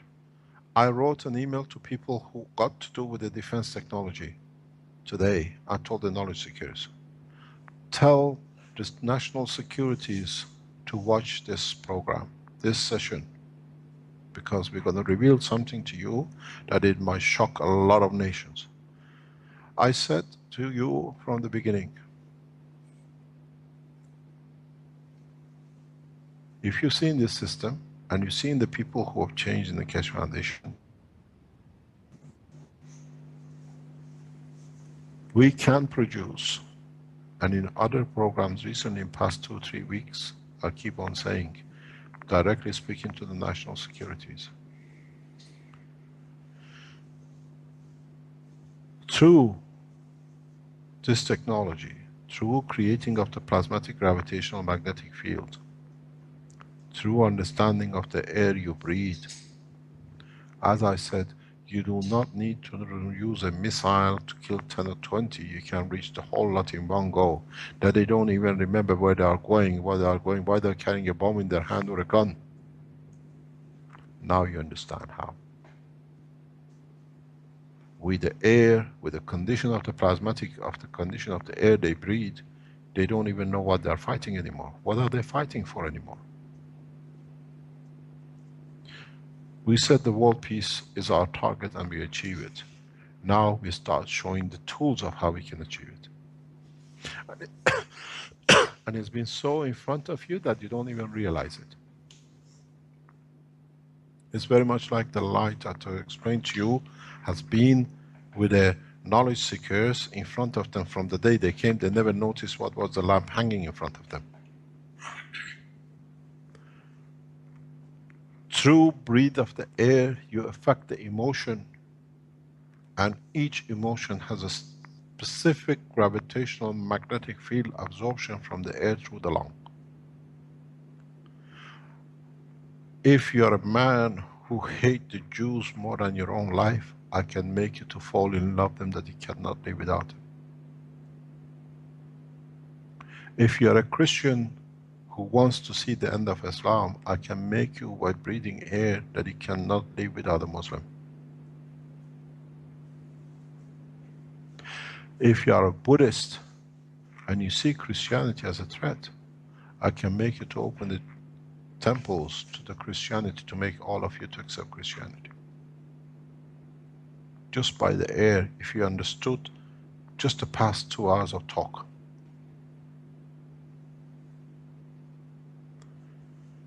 If you understand, man has a weak channel, and for us from outside, it's perfect thing because you're so weak you don't see it. It's through the air you breathe and the channel which affects your emotion, and then your behavior becomes part of your life. So, look, I was explaining this to the knowledge seekers this morning. You want to stop the war in Middle East? We can do in 1 second. Something all of you watched and you went stupid some and some understood and they asked for a pulse. The system we showed yesterday and you watched it live and you said, oh, it was 26, was it 42? It's gone to 74. These are pulses. This is the most powerful harp we have ever shown out of nothing. And I've seen it, I've shown you. Would you like my harp to be the tool of war, that everybody kills each other, or everybody loves each other, and Rothschilds hate having money? And because we have put the system out, now all of you are copying it. It's not me that I can be destroyed anymore. You have watched it, and now you have 2 choices. Choose the path of peace, or we show you how you can all destroy each other. Through the air you breathe and no more.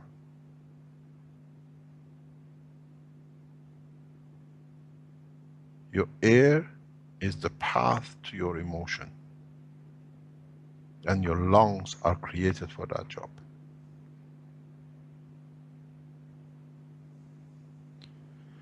You can destroy each other, or we can let you and give you the tool to destroy each other totally and wipe each other out. Now the knowledge is there. The terrorists have it as much as the governments. The Iranians have it as much as the Americans and the Chinese. There is no path left. I told you, we know what to do and where to push. A lot of you looked at the past 48 hours live stream looking for numbers. The ones who understood, we showed you the power of the technology on impulses. We can create a strength specifically because these pulses reaches every magnetic field on this planet. You want to start eating each other up? Very easy. I know the frequency, as you call it. You want to fall in love and don't make a single gun? We can do it so. So the process is very simple. The process is very simple, and we know how we can reach all of you. You can walk into our lab and change your menstruation, and you can walk in the lab and never want to give a child. I know the whole process. The point is, the weakness with a man is need to breathe. And through lungs and breath, we can control your physicality, your emotion, and your behavior. My call goes to the world leaders. Play our game of peace, or we can bring you to your knees. Not by us. Soon, you'll find out the conflicts will go to the extremes, and there is one solution: to put the guns down. Accept each other's thoughts, accept each other's equality of knowledge, and then we can walk in peace. And I don't need to do it. You all have built enough reactors, and now you understand the process of the lung. I brought you step by step forward. for today. Today is the end of Christianity, is the end of Islam, is the end of Buddhists and the rest.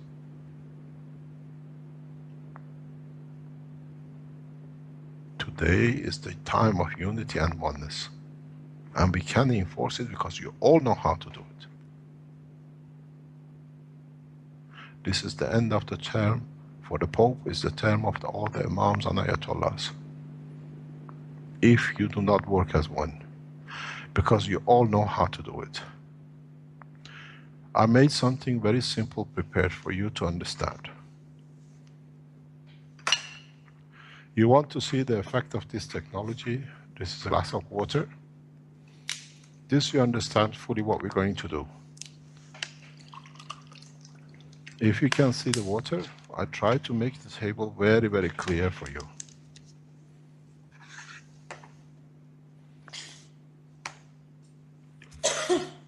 And this is another glass of water. Can you see both glasses, Rick? Clearly? This glass of water is at normal. I can put a cube of sugar in it, if you can see it. It's sitting there. I brought you hot water, or a plasma of a pulse that's 72. And I can put the same lump of sugar in it. In no time, it's dissolved. The sugar is the body of the man. And the field is what we can create in the reactor. There will be no sign of you left in the physical structure if I use the 72 Tesla. Now, there will be no sign of your physicality if we decide to get rid of you. As I said, one of the reasons that Mr. Delannoy, Federal Police of Belgium, is shitting in his pants, is trying to get hold of me the best he can, is because this is what I explained to the police force of Belgium 6 years ago in their offices. If I have a physicality, they're carrying guns because I was in the federal office with all the policemen. If I use a gun or a knife, there is bits of you left. If I use plasmatic magnetic field, the only way I know you existed is by submatters maybe in the clay of the wall. There'll be no sign of you left. In the middle of Africa. Man has one choice, and that's to understand that you breathe. You have lungs. And through lungs, we control everything we want to do for you to come into understanding. Stop making wars, stop making killing machines, stop using religion to make money. There are no religious banks in the world, and beyond this planet, there are no religions. We don't have Martians with a Catholic religion, and when you go out, you cannot convert any Martians to be a Christian, Muslim, Sunni, Shia, Catholic, or Protestant, or Buddhist. Again, like money, is a man-made thing. Because you got to stay straight. Die shall not steal. You see it in your reactors. One reactor goes, the other one gives till they're all in balance. We've seen it in the lab. You've seen it yourself. As I said, today is the end of every religion man has created, except one religion, peace and not to steal. And the term of Christ, Muhammad, Buddha, and the rest has come to an end.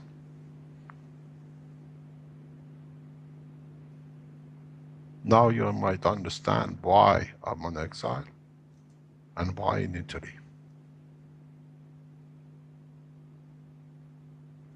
We have dispersed the knowledge to be the cause of the peace. Not on this planet, because if you take you as animals outside, you behave the same outside, then you create conflict outside this planet, and that shall not be. This is the reason why you understand it wasn't my weakness to go to see the Pope, but out of my strength. A father always is generous to his son and to his children. We pay arrogance with love, and we pay torture with pleasure of man, not understanding what is done.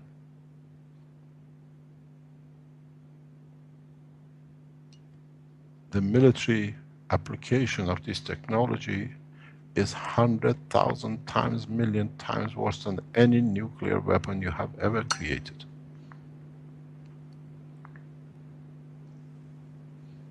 You have not even understood the plasma technology. The energy within one plasma is enough to annihilate the whole of the planet Earth, if you know how to use it, and we know it. World peace is the cornerstone of our jobs, and we achieve it. Now we showed you your weakness. Now try to strengthen it, because you can't, unless you stop breathing. If you can live without breathing, then you can escape our what we call wish, and our wish is our command. Maybe now you understand what Keshe Foundation is for and is set up. And as I always said from the beginning, we are not becoming another cult, another religion. We become a way of living. Take what you need at the time you need, equal to what you need, and no more. So, those who thought they are very strong, your life lasts as long as you can breathe, and with what you breathe, we can dictate your emotions and your living. You change it or we change it for you. I was explaining to the knowledge seekers today why we see so much murder, killing and animosity and war in Middle East. Look at the diet and the air breathed in that area, and what fans the oxygen and energy in that area. Look at the dates and the leaf and the structure of the leaf of a palm tree. You don't need to know more. You understood what one side of the leaf to the other side can cause the absorption of CO2. Then you understand the effect of the plants in this area, which breed animosity. You think we cannot extend the knowledge further to create a man to fall all over the place with nothing? I have shown you the pieces of knowledge of the universe in pieces because you are man and you are feeble, you don't understand. I have a term and I have a time. And if it's not met, the world peace and by scientific and world national securities, being Americans and the rest, do not understand this, in a very short time we will deliver such a punch that you will understand it by being punch drunk.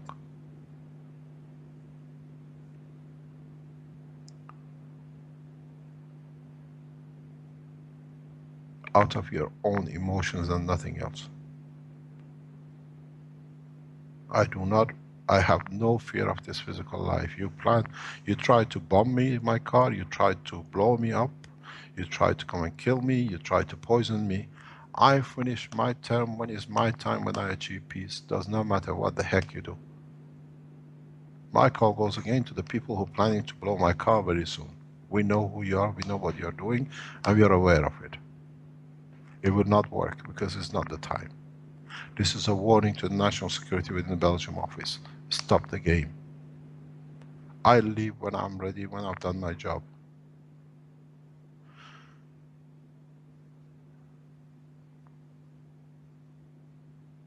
Let me explain to you something very simple. Coming of Dr. Elia was a gift because the soul was allocated and dedicated to bring this job out. We started with the bone, then with the muscle tissue, then with the heart and the brain, to show how feeble you as creatures are. I have to be in the body of the man for the man to listen. Otherwise I become another light, and the light does not work. The time is not to punish. Punishment has never worked with a man. But we tell you something very simple. You need air to breathe, and through air we control everything you want to do.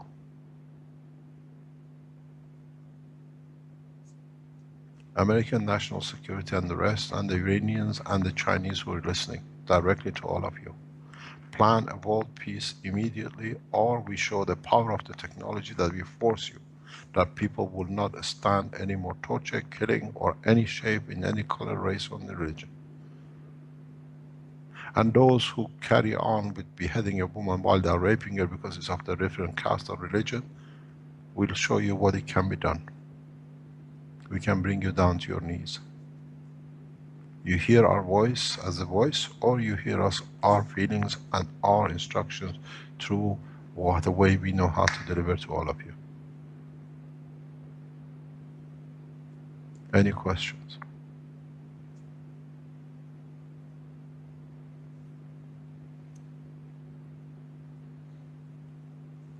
I had a question, Mr.Keshe, regarding the carbon particles in the atmosphere of Earth that are created by the burning of various fuels primarily.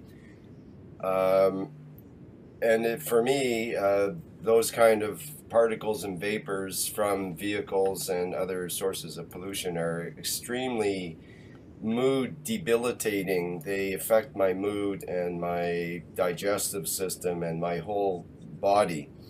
And I'm extrapolating that I'm especially sensitive, but there are many people that are quite sensitive, and others get affected in some way or another. Is that part of the atmosphere that you're speaking of? Is that an atmosphere that humans need to take care of before we can carry on with transforming into a new state or new emotional in order for us to have unity, do we have to have good air? You see, it's not the air. The air you breathe has to transfer according to the environment your lung creates. You've seen it. You change a copper plate to a zinc, you get different material. Now the air you breathe has to change, crossing the liquid of the water of the lung to convert it into a gas. And if it's not tuned to that, it causes the lack of energy to your brain, which is needed through your red blood cells. You deliver different magnetic fields, which has come from another part of the body. So that changes behavior. Doesn't matter, you go with sugar. You see children, they take sugar, they take Coca-Cola, and they run like a rabbit. Because 12 spoons of sugar energy has to go somewhere. It's the same with the air. You're short of, the energy has to come from somewhere. The heartbeat changes to accommodate the change. The lung beat changes to accommodate change. The lymph changes. Let me explain to you something, you brought this up. This is going to be announced by Keshe Foundation today. Hopefully the webmaster can load it today. From today, we are accepting 1,000, any cancer which we see right, with the knowledge which was dispersed today, if you understood it, to reverse any cancer around the world. The systems will be produced here in Italy. I've spoken, I've arranged it yesterday. So, if you have a cancer, and no one has managed to process it out, come to us, we'll show you if it can be done. You don't need to do much. And for that, we used to charge 30,000 euro for a cancer course. We reduced it to 5,000 to stop the people who think it's their right to be there. Not financial position, but to allow the doctors and the rest and the development and the materials to be made and to be delivered. So, if you have a cancer from today, come to us. Send the email to health@Keshe Foundation. As you know, you have it. You can post it. healthkf@gmail.com. Dr. Elia will give it to you. You fill in the forms, you make the appropriate things which is need to be done. We accept cancer, any cancer, anywhere in the world. Because now, with today's talk, you understand your cancer is controlled to your lymph and to your thymus. And this is what I've said for a long time. We have a knowledge to stop any cancer. Now we deliver our word. So go to Keshe Foundation, send the email to healthkf@gmail.com. You receive documents from Dr. Elia because it's nothing to do with the foundation. This is to do with the doctors handling it, and it goes through the Keshe Foundation, most probably Malta, as a health center, and you will receive the system. And the doctors will monitor it and they report it back to you in what success has been. The plan is for 1,000 cases. If we have to, we go to 10,000 cases. But if you know anybody who's got a cancer in any shape or form, as long as there is no chemotherapy done, we are there to change, and we show how we're going to change it. And through the work of thymus, because it's adjusted, it will change your emotion the same as it changes the heart. If I want to change 4 pieces, the operation of gravitational magnetic top core and the 3 base, I can inject enough into the plasma of the center, the pyramid point, for them to change. So we only need 2 systems to deliver the way what we know, and we can reverse any cancer of the human being. This has been the biggest fear of man, cancer. Now we gave you the solution. We've done it before. It's even the breast of a woman which the tumor has been taken out is in the hospital in Holland, frozen for past 3 years. To show our power and the knowledge. Now it's time to disperse the knowledge, and we do it. And this is the way it's going to be done. Mr. Keshe, could you tell us if there's any news or developments in the way of energy producing devices that might help replace some of our devices on Earth? I know some people are experimenting with various things. Yes. We went through delivering the physical system as the power generators. And we found governments in background are pressurizing people who are trying to build the systems for us. That's why we put the reactors in. In the coming days, I show you how to create energy as much as you like in your homes.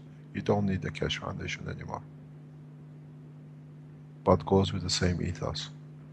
We show you, you pay the foundation what you think is right for us to be able to research and develop more for you in a physical level. I can show you the light and I can warm this place up, but I can't reach 7 billion of you. This is the way it works. If you don't understand the way it works, it's a strange word, but it's the human habit. We helped, we developed, we made everything ready, the presentation was done with Ebola. And in the past 48 hours, now the government's got their hands on it. We've got to wait if they give us the information what they achieved. No problem. If I do not get response from the universities or because don't forget in the presentation done in the presidential palace last week, scientists from Harvard, professors were present. So already the American government knows there is a solution, possible solution for the Ebola. And if you do not get results, live, we show you how to do it, what to do it, that even the European borders, people who are fear of Ebola might come, they can start protecting themselves. We try to go through the proper, appropriate channels. If it doesn't work, we know all the shortcuts and we know the direct cuts. As I always said, they took too long to silence my technology as it was, which was not to be done. Everybody knows hundreds of thousands of these reactors and what you call the CO2 units are being made and are getting made by people trying things. But as I said to the knowledge seekers today, stop looking at the physicality of it. Start looking in what it does in the structure of the totality. You have not understood, none of you ask a question, but today is what we call, how can I say, end of the old and the beginning of the new. We finish with religions. I thank all those called popes, all those called ayatollahs, all called mullahs, all called priests, all called rabbis, all called the high priests, for bringing man to the position of today. From today is our time, and we take over to make sure it happens. I teach so much that the man in Africa will not depend on nothing but himself to live a peaceful life, and his peace will be the rest of the man's peace. The term of all the prophets of the past as of today is finished, because they could not deliver man to what we wanted. Now we do it ourselves the way it has to be done. From today is the end of every religion, way, path, statue man ever accepted. We breathe a new soul into the soul of the man through the air we breathe.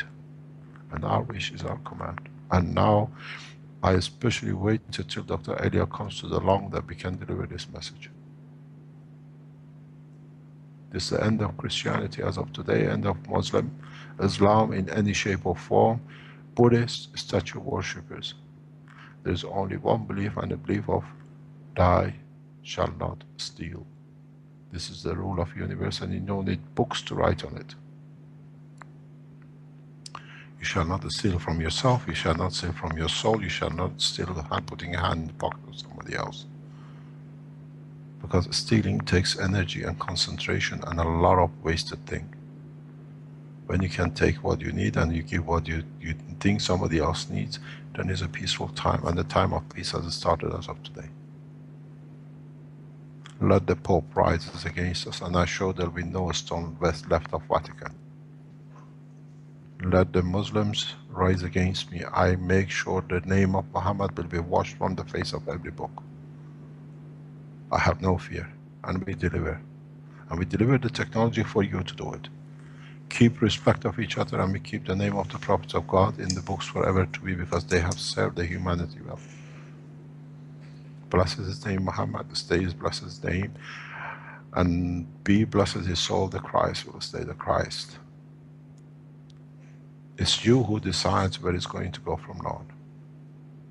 And if you think it's not going to be, wait time, you will see.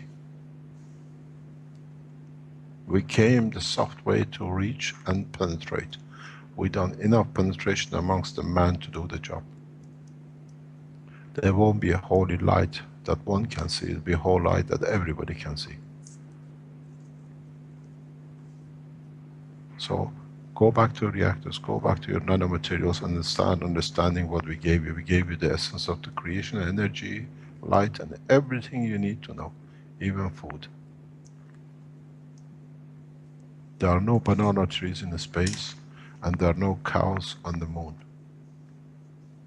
And in the universe, millions of creatures exist and live.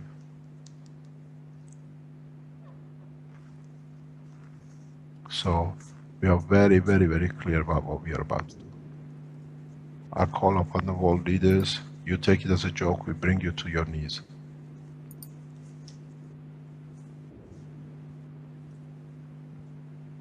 You plan my killing, I wipe out your blood. That there will be nothing made of you, in your blood, in your gene, in your DNA, that might do such a thing again.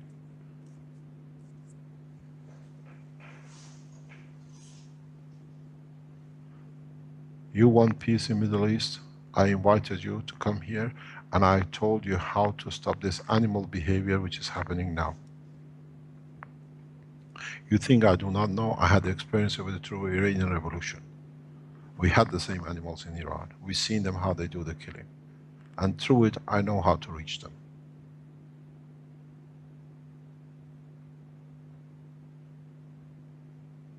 We saw the same slaughtering in Tehran 30 years ago. And now we see it with different names and religions in different places, not very far.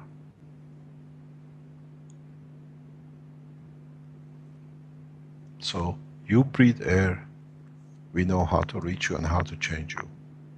Because by air we reach your soul, we reach your body, we reach your emotions, and then we change. And believe it or not, our reactor is still making 20, 30, 40 Tesla.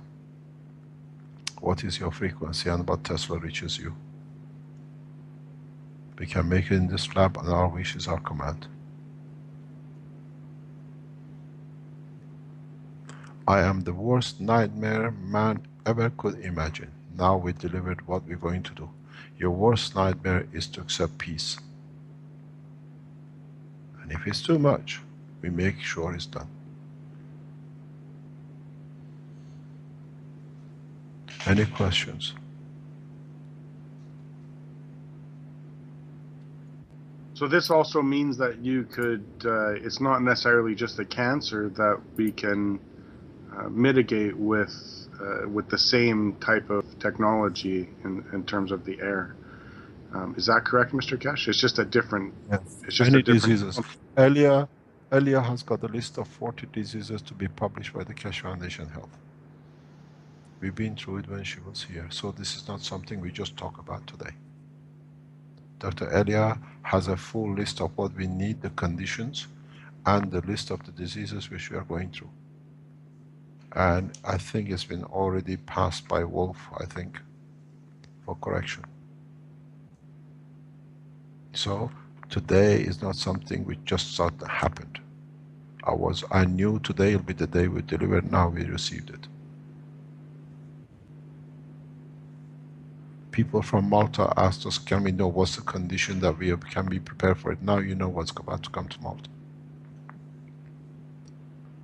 Any disease, Dr. Elia, please post this on the Keshe Health Foundation site, and we do it on the Keshe Foundation. Any disease can bother man, more or less, can be done if it's not to do with the physical, if it's connected with the emotion. If you got a bullet in your arm, I cannot do anything with it because it's a foreign body. Even that, you can reject it. This is well planned, well organized, and now we delivered. And my message goes again to the world leaders. Accept the peace terms or there will be no sign of any world leaders. As has been said, no man from today will fight to have the seat of the kingship, because it'll be so hard to be just and correct and be a king. Any disease, you don't need me. Understand. I tell you what to do. You made these small core reactors. Put the blood or the cell of the disease part. What do you call it? Biopsy. Or a blood of drop of blood. Measure is gravitational magnetic field of the part which is good and the part which is diseased. Make a system, a copy, put it on the thymus. And make a copy, put it on the lymph circulation on the upper arm. There'll be no cancer within 2 hours. We've done it. There's a gentleman who listens, and we had his wife for this trial. And she said, I have a love and hate relationship with this system. The minute I put it on, within 2 hours, lumps of cancer falls off my body. But the wounds bleed me to death. When you don't have external cancer, internally it's the same. But if you do it too rapid, then body accepts another condition. So it has to be done in the slow terms over 30 to 60 days. This has all been done. This is what the papers are done with Dr. I think Wolf has approved it. The spelling, as we agreed, will be done with you last night or the night before. Is in hand of the webmaster. If it's not released now, it'll be released within the next 24 hours. And Dr. Elia, how many, is it about 40 diseases we put on the list?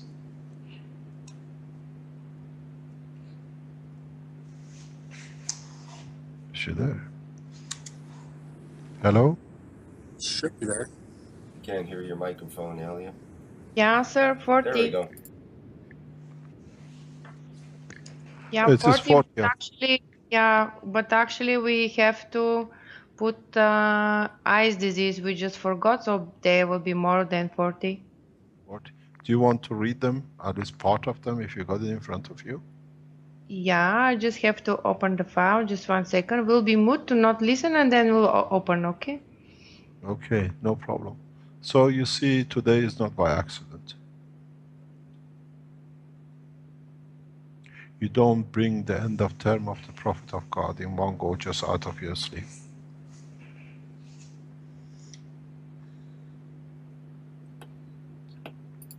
We planned it, and now we show how we do it. Simply through your breath. This is what you cannot exist within few seconds if you lose it. Through the same breath, this is a breath of life to humanity. This is the breath of God, then. The Creator. There is an old saying Can I read? Yes.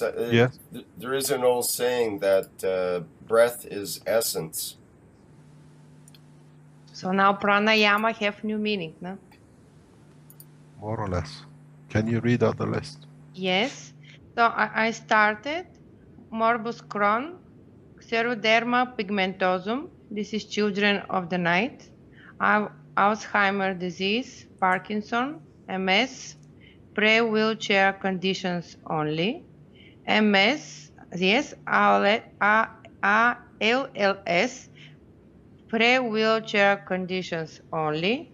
Cancer, status post-chemotherapy, tumors, COPD, paralysis, spasm of smooth and striated muscles, epilepsy, autism, ADD, ADHD, cerebral paralysis in children, thrombosis, infertility, amputation, phantom pain, diabetes, metabolic syndrome, leukemia, myelodysplastic syndrome, anemia, loss of smell and or taste, sport injuries, improving of sport performance, congenital diseases, coma, rehabilitation of chronic diseases and coma, chronic fatigue syndrome, fibromyalgia, allergies, muscles atrophy, thyroid gland diseases, eyes diseases, injuries of spine and back pain, addictions. That's 40. That's it. So At the if you moment. fall in any of those and more we look at through simple system which we developed, we bring all to the same. I think those 40 that you just listed are the majority of what people suffer from right now, is it not, Elia? In a way. Yeah, in the same Even, way, it is like that. in a way, even if you suffer from old age disease, you can recuperate. You don't need to die in pain. You can die a good life with the support of the technology, with the support of a small system, that you don't suffer because you got old. Old age should be in 200-300 years, not in 40 and 50s and bend back. The technology has the knowledge, we have the knowledge, we've done it before in Belgium.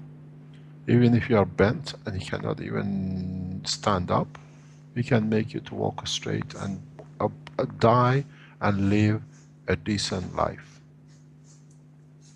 Change of physicality is inevitable, but to have a pleasurable life is the most important thing.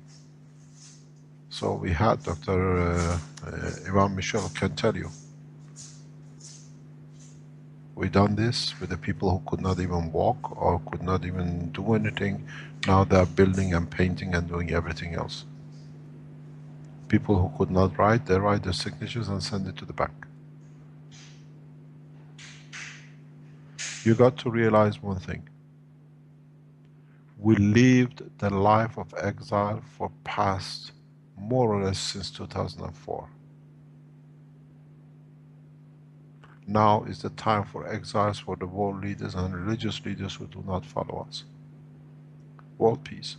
Get your followers to do one thing, get your nationals to do one thing. Bring world peace, arrange for disarmament totally, use the arm factories for peace, or very simply we can change the situation. Unfortunately, I have a system which can deliver anything to any man. Vince understood one thing, I don't know if he understood it or not, and he rephrased it 3 or 4 times in a communication we had recently. He kept on saying, is this pulse? Yes, it is pulse. The human body is made of pulse, because with pulse you have a heartbeat and you have a lung beat. And we know the pulse for everything.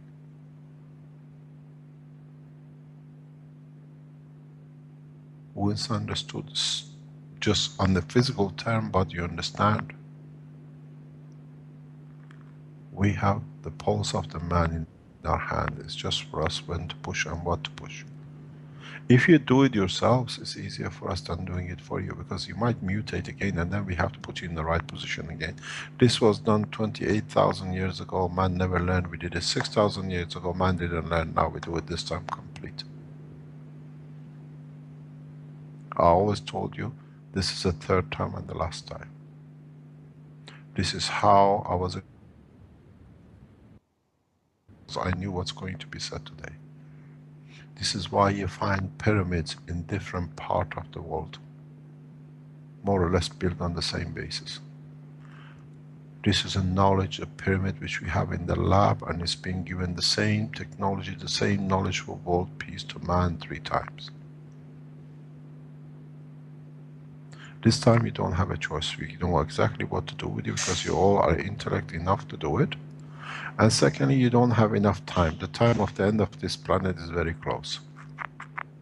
And as I say, we only need 5% of the men who are correct. The other 95% can go in.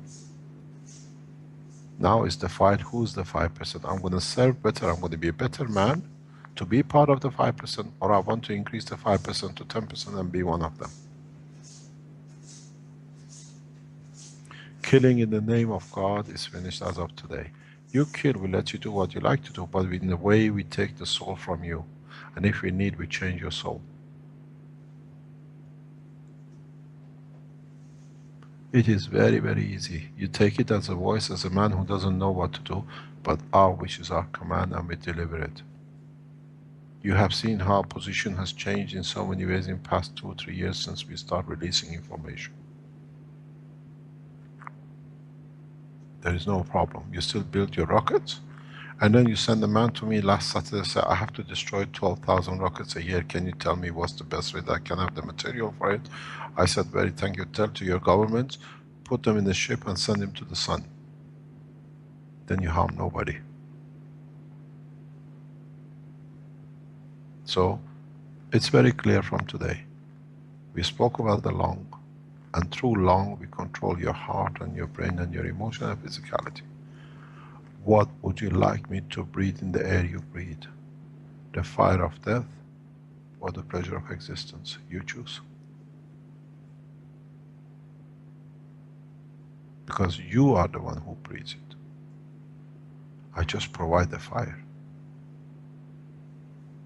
I will not commit crime, but you can kill yourself. The way you wish to die with ILS and you kill yourself, that's your right. The same fire, somebody else gets warm and cooks with it and pleasures with it. It's your mentality who decides what this fire is going to do to you. As I said, the term of Christianity, the term of Islam, the term of Judaism, the term of every religious statue man ever worshipped as of today is finished. There's going to be one, and its totality, and that's thou shalt not steal. Then you find out the other 9, 10, 11 commandments are related to it. Adultery is a stealing. Killing is a stealing a life. Thou shalt not kill, because it's stealing. Look at all the 12 commandments. All come back to one. And now, instead of going it in 12 different ways, we go to one and the original one. Thou shalt not steal. Every time you want to think, you look at another beautiful one, you want to possess it. Is it mine? Am I committed to somebody else? I steal from the one I'm committed, so you start living the path. You want to put your hand in somebody's pocket, you do. Say, is it my right to do it, or can I ask for it? They can give me what I like. Physical change of life, we won't change tomorrow morning in the markets, people doing different things. But the way of living, it'll be there in time, and a very, very short time. Any questions?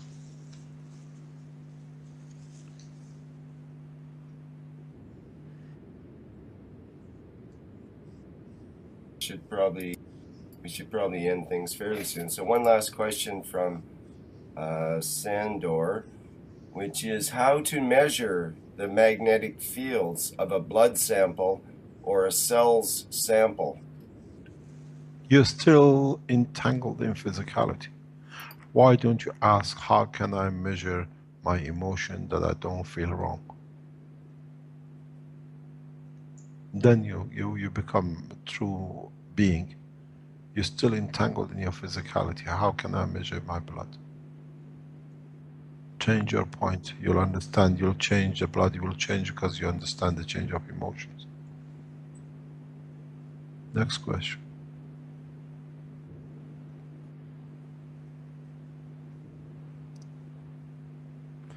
A lot of silence, a lot of soul searching. That was Now some pretty we big things gotta you know brought up there. Yes, it's not easy to end 5,000 years of one man's orders on life. Or another 2,000 and something, another 1,400, and with the rest, with Russians and the rest. That was it. They were promised a time when there'll come the time of peace. Now it's here. It's you who can reject it, and the one who rejected it because they found a way to still carry on with their abuse. The man who justifies, I still have to make rockets and bombs because they're fighting in Middle East, is the guy who fires the bomb. This is why I said you don't make a bomb, because when you don't make it, it will not be used. Then they find a solution for it. Now, the punishment is by self, not by others.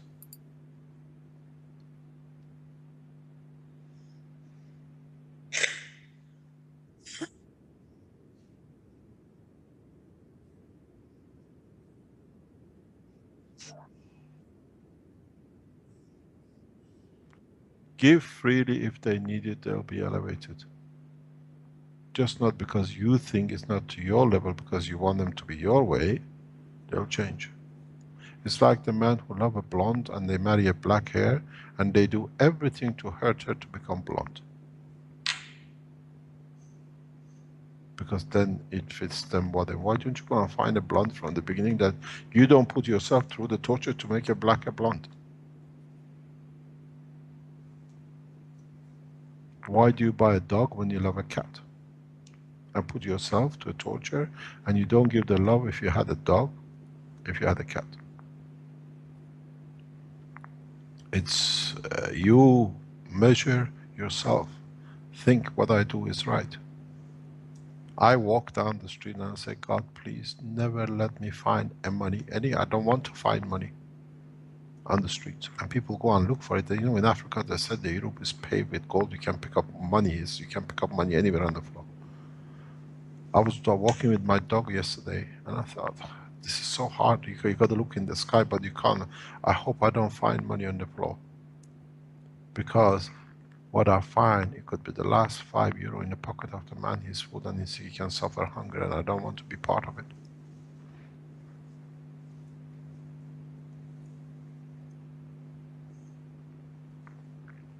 This is the way to live. Then you understand if you are right or wrong. At the beginning it's very hard, and then it becomes part of your life. And then you find peace. When you find your peace, if the guy who attacks you says, you want money, take it. Whatever you need, I'll take the rest home. He'll be ashamed to rob you. I've done this so many times. You want, you take what you need, leave the rest. I have no problem with it.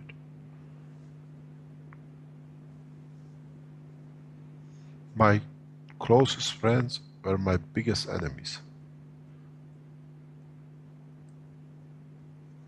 Because when they came to become enemy, I gave them more till they were happy. Then they didn't want it. Then they became my way of living and thinking. Being in business, being in everything else. And I never fight. Fighting, when a man has to fight for something, is already lost. I always tell this to my children. When you have to fight for a love, you already lost the love. That you don't own it, you want to possess it. When you lost a home, it means it was not there for you to be. We are on exile in Italy. We lost our home in Belgium. But it had a reason, because now we found the home as the whole planet. In Belgium, they kept us tied up to one room. Now we share knowledge freely with the rest of the world. So my home is the whole of the earth. I don't have a place.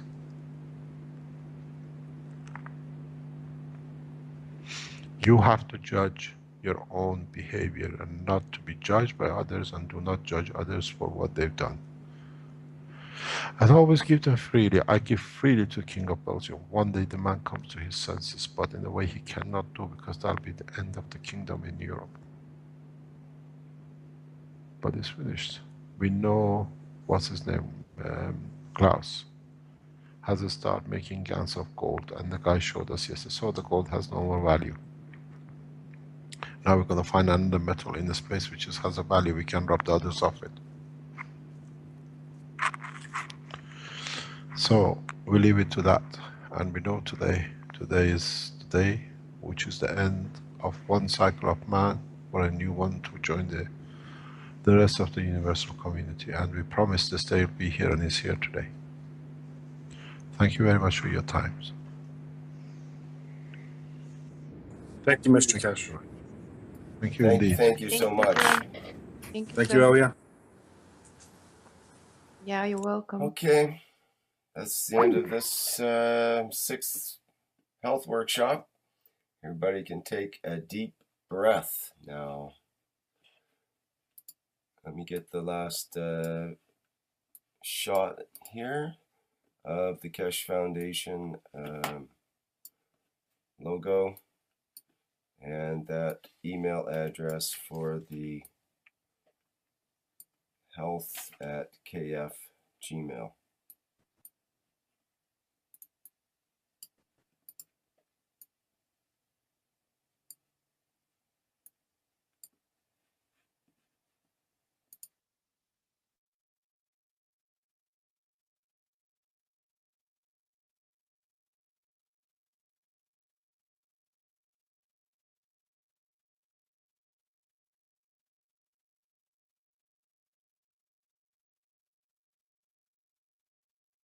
The net of the artery and vein just lying inside of that bed, and all the air is around, and they exchange easily that gases CO2 and oxygen.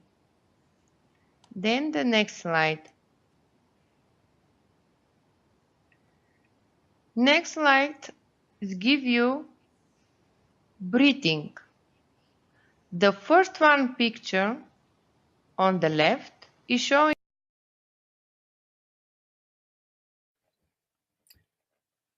Okay, here we are at the 6th health teaching workshop with Mr.MT.Keshe of the Keshe Foundation and Dr. E.Kostova of the Spaceship Institute.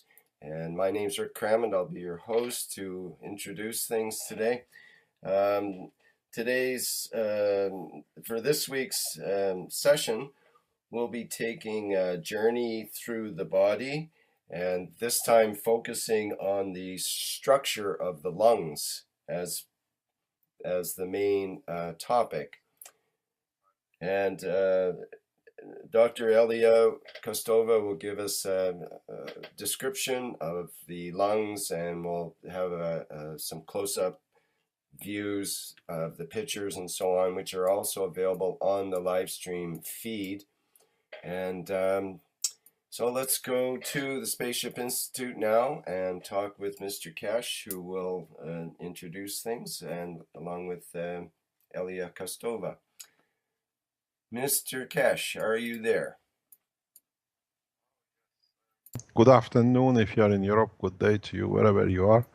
We usually start with Dr. Elia, the sessions. I don't know why he came to me this time first, but um, in a way, as we have announced to the people who know about this program today, we are going to explain a lot of things which has not been understood, but it's been in front of your eyes. Once Dr. Elia finishes her session, and once we explain the same situation as lung with the human body and the function of the lung in the body of the man, then I think a lot of people will leave this session with a lot of open eyes in what they've been missing.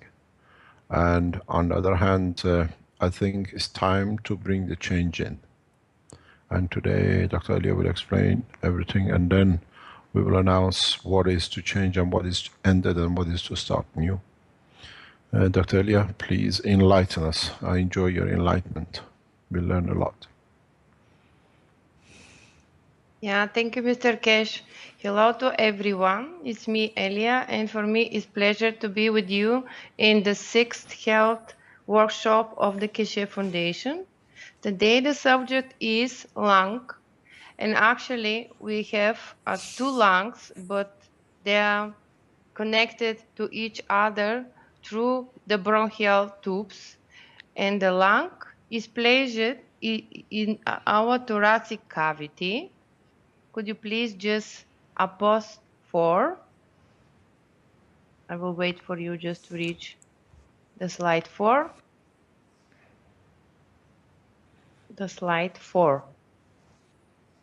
This is 3rd, and the next one, Rick, please.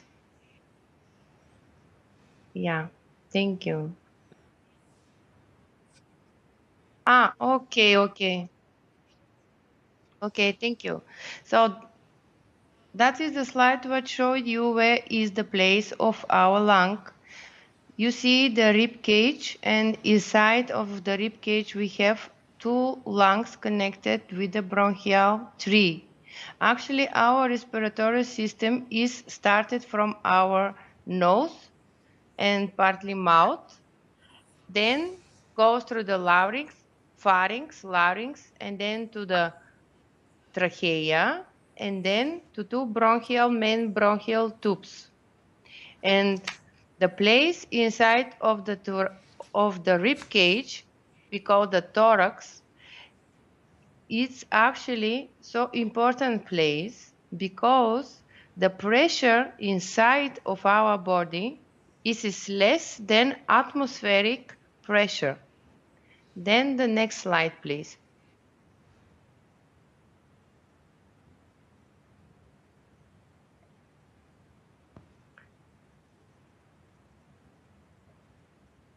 So the next slide gives you the short anatomy of lung.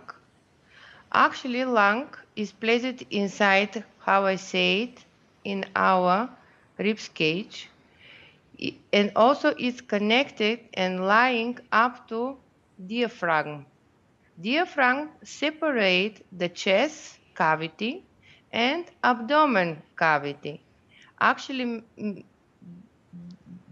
that flat muscle make different kind of cavity inside of our body, and difference is so important because these 2 cavities, they have different kind of pressure inside. So actually there are 2 lungs, they are lying up to diaphragm. They have not anatomically bridge between 2 lungs and diaphragm, just the lung lying up to diaphragm, and diaphragm support the movement of the lung. 2 lungs, how I said, they are connected with bronchial tubes. Bronchial tubes, we have 2 main bronch, the left and right. They goes to the right part, which is our right lung, and to the left part, this is our left lung. The right lung is separated in 3 segments. This is upper, middle, and down.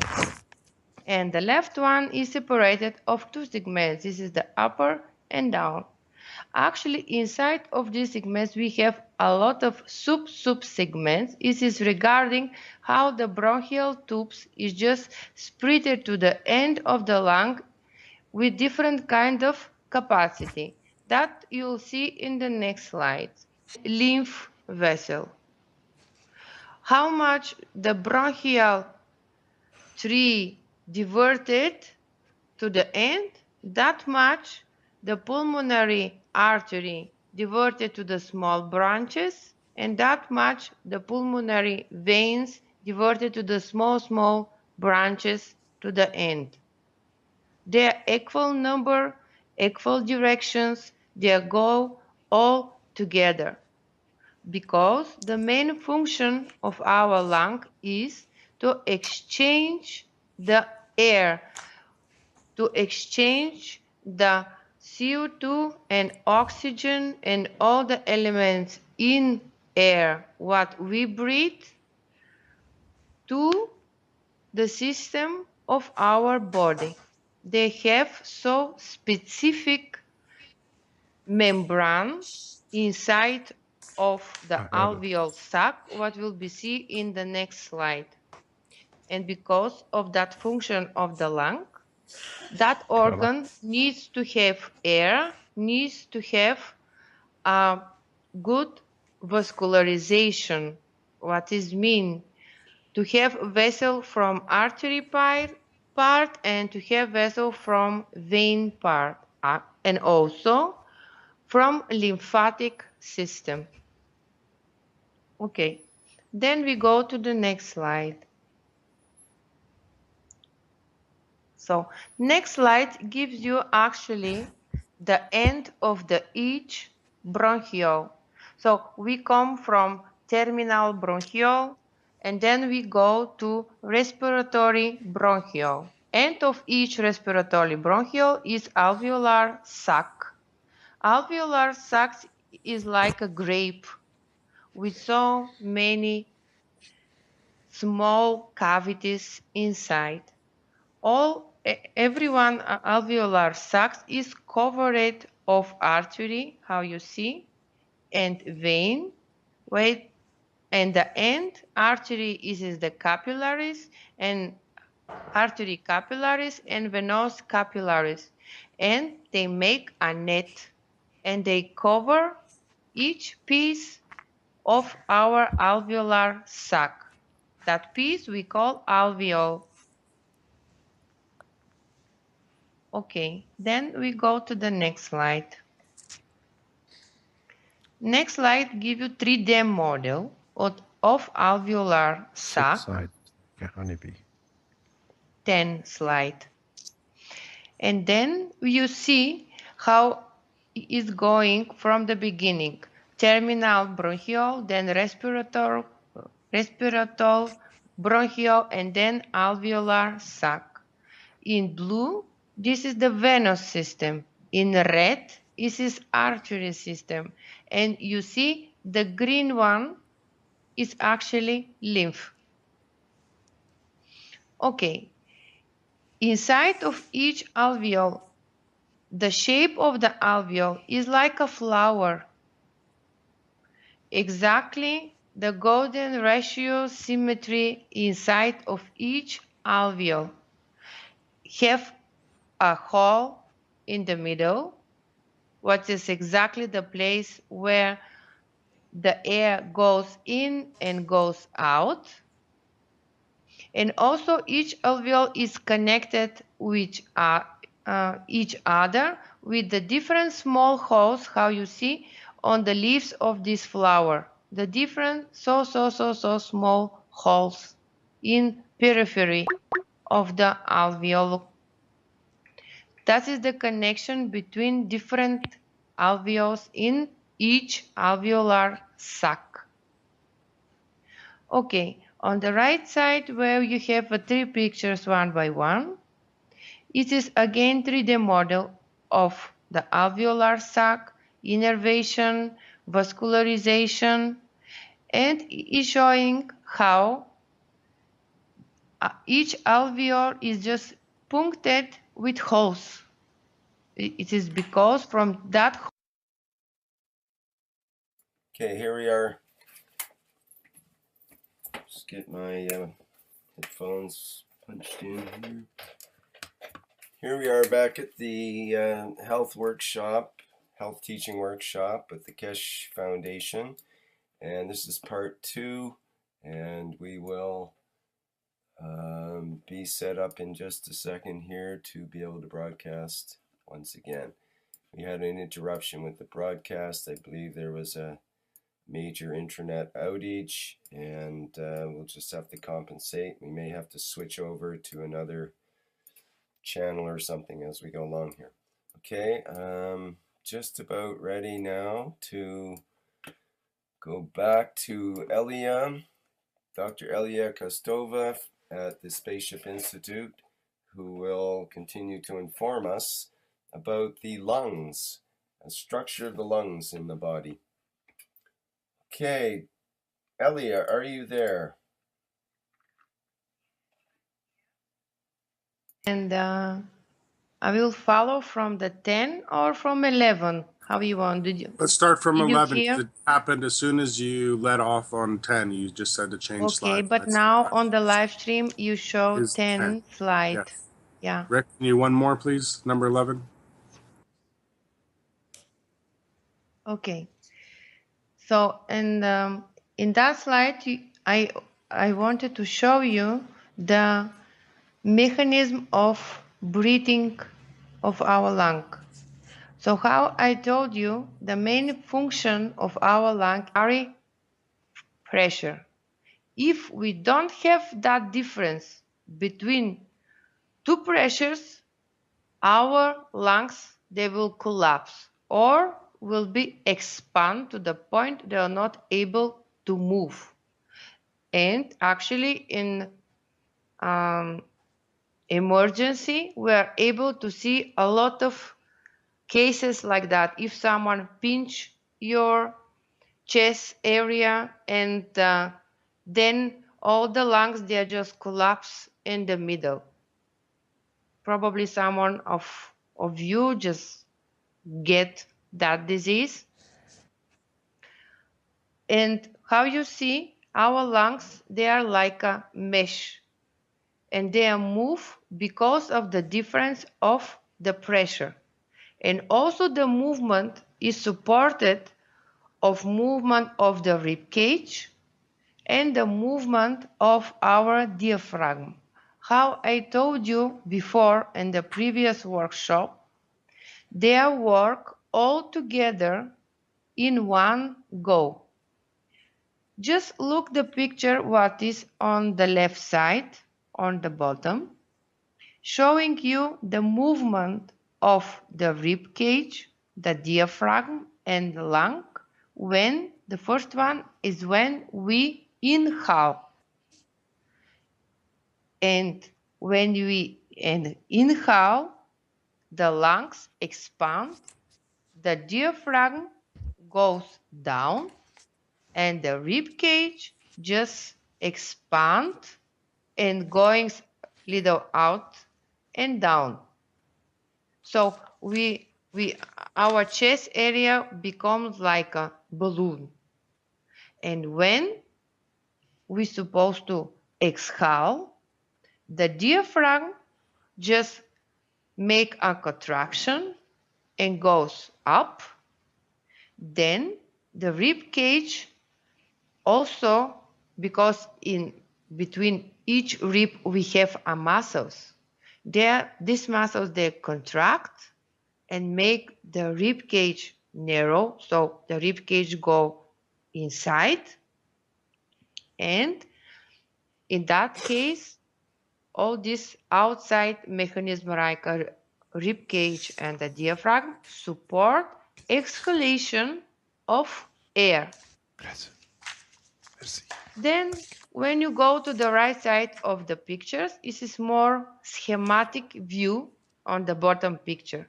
How when we increase the pressure, the air goes in our rib cage, in our chest, and when muscles of the diaphragm and the rib cage, they are contract, all that mesh in one go, just contract with the position and direction to go in the middle, like inside, and pull out the air out. So in that way we exhale. And actually everything which is related with breathing is not only connected with our lungs. It is functional system, including the movement of the lungs itself, also the movement of the rib cage, the movement of diaphragm. Okay, then we go to the next picture.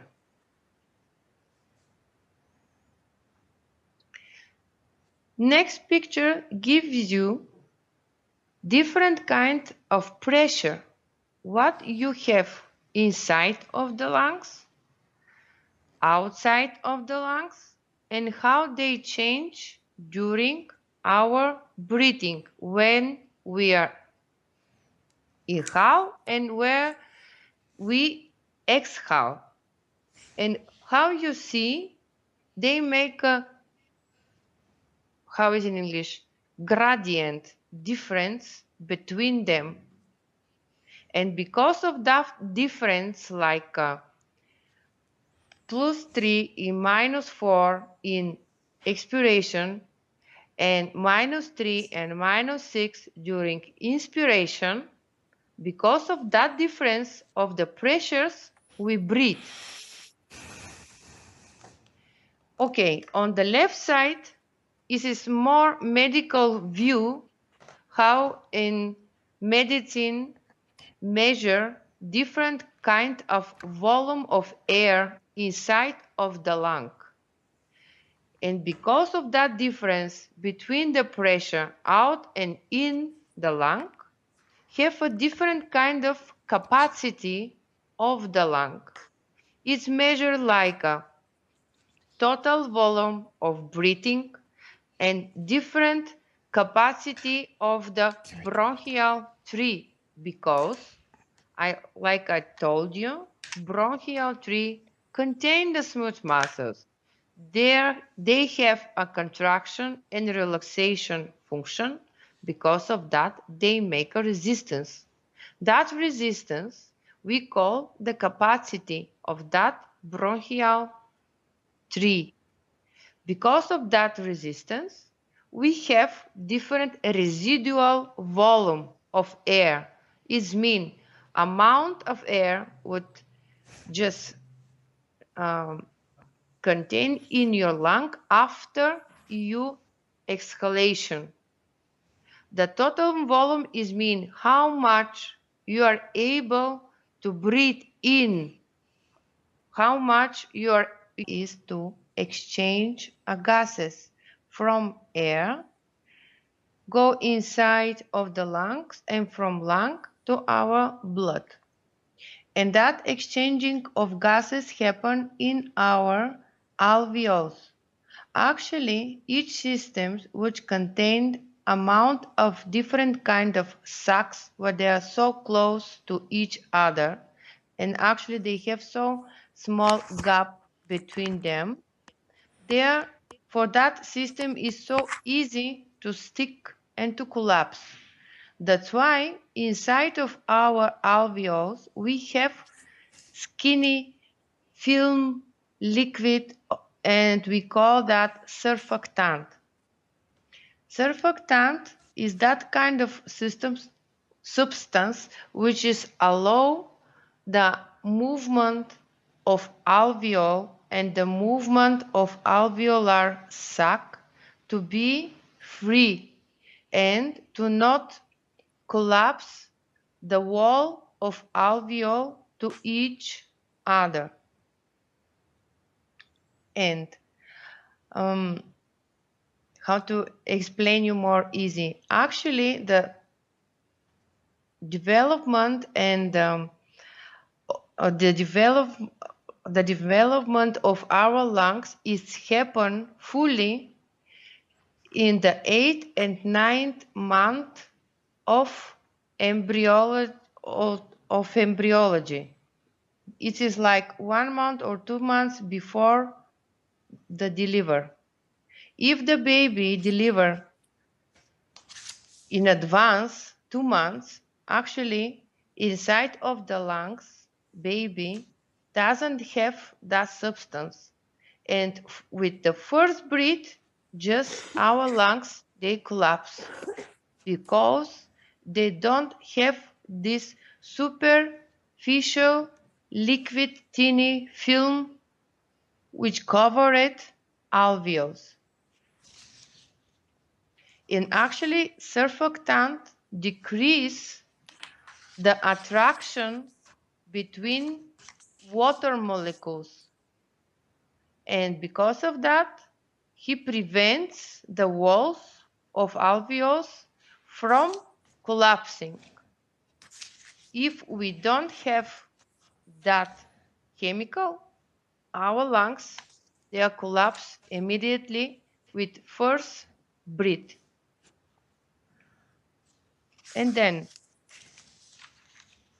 what I say before, that was that how you see on the left side of picture, we have right lung, left lung. Then bottom is our diaphragm, which support the movement of the lungs and separate the cavity of chest and abdomen. I just repeat again. Our lungs, they are covered with visceral pleura, and the rib cage is covered with the parietal pleura, and actually in between them, they have a cavity. That cavity, I repeat again, have a small amount of liquid, which the purpose of that liquid is to allow the movement of lung and to not rub the lung with the rib cage. The function of our lungs is happen in that way. It is like a mesh, it's like a pump. We inhale the air and then we exhale the air. But because the pressure outside in atmosphere is more than the pressure inside of our rib cage, that function is really complicated and separate in different stage because our system need to set up all the function and to not collapse under the pressure of atmosphere. So what actually we do? The pressure of the outside air we call the atmospheric pressure. Air moves into and out of the lungs because of difference in pressure between the outside air and the air inside of lungs. The pressure of the inside the lungs is called intrapulmonary pressure. When the atmospheric pressure is equal to the intrapulmonary pressure, there is no airflow into and out of our lungs. When atmospheric pressure is higher than intrapulmonary pressure, then air will enter the lungs. It means we are breathe in, we inhale. When intrapulmonary pressure is higher than atmospheric pressure, then air will leave out our lungs. It means we are breathe out. We exhale. Okay. Important is to understand that inhalation and exhalation are possible because of the difference between atmospheric pressure and intrapulmonary. In that slide, you are able to see also the blue line, which is covered all the lungs. That the blue line showing you the pleura, which is the visceral pleura, is covered the lung like a skin outside of the lung, and other part of the pleura is the parietal pleura, is covering the rib cage inside. So in that case we have some kind of cavity in between two pleuras, and inside of that cavity we have a little amount of liquid. Everything what now I show you, it's important to compare with the previous workshop from yesterday, what Mr.Keshe said about the importance of where is the place of the Gans, CO2, and where is the place of the water. Just keep picture in mind, and then when we go slow down with other slides, you will get more clear understanding of the things. So Right. here we have a liquid outside of the lung, which is the purpose of that small amount of liquid, which is really so small, like teeny water skin around the lung, is because to not have rubbing between the lung and rib cage. Then we have also the liquid in between the different anatomical structure inside of the lung.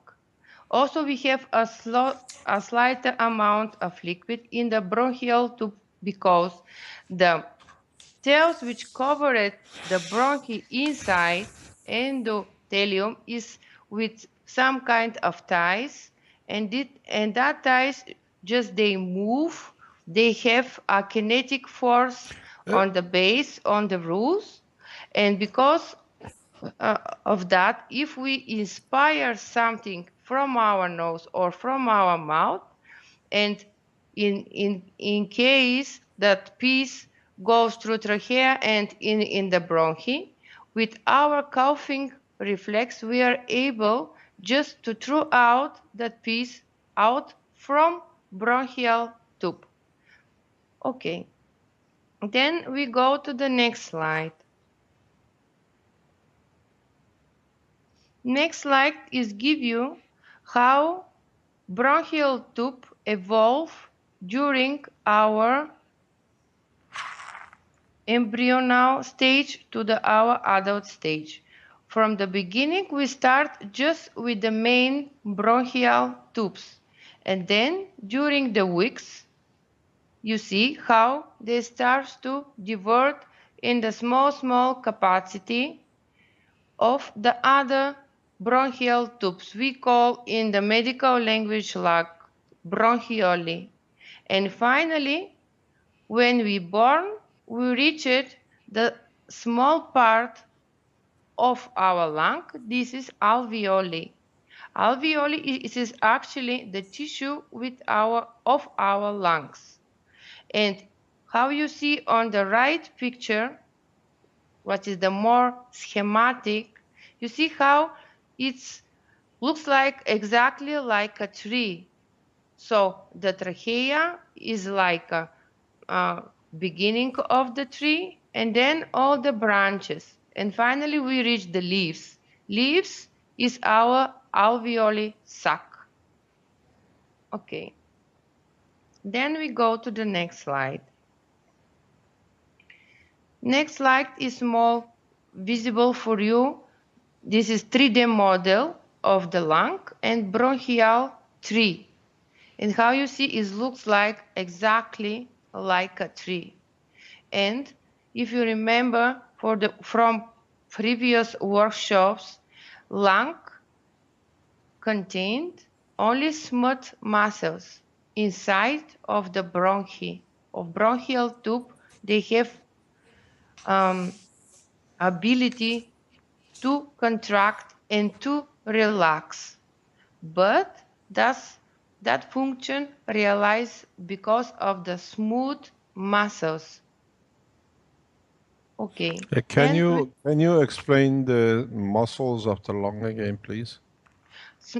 Muscles of the lung, they contain only smooth muscle.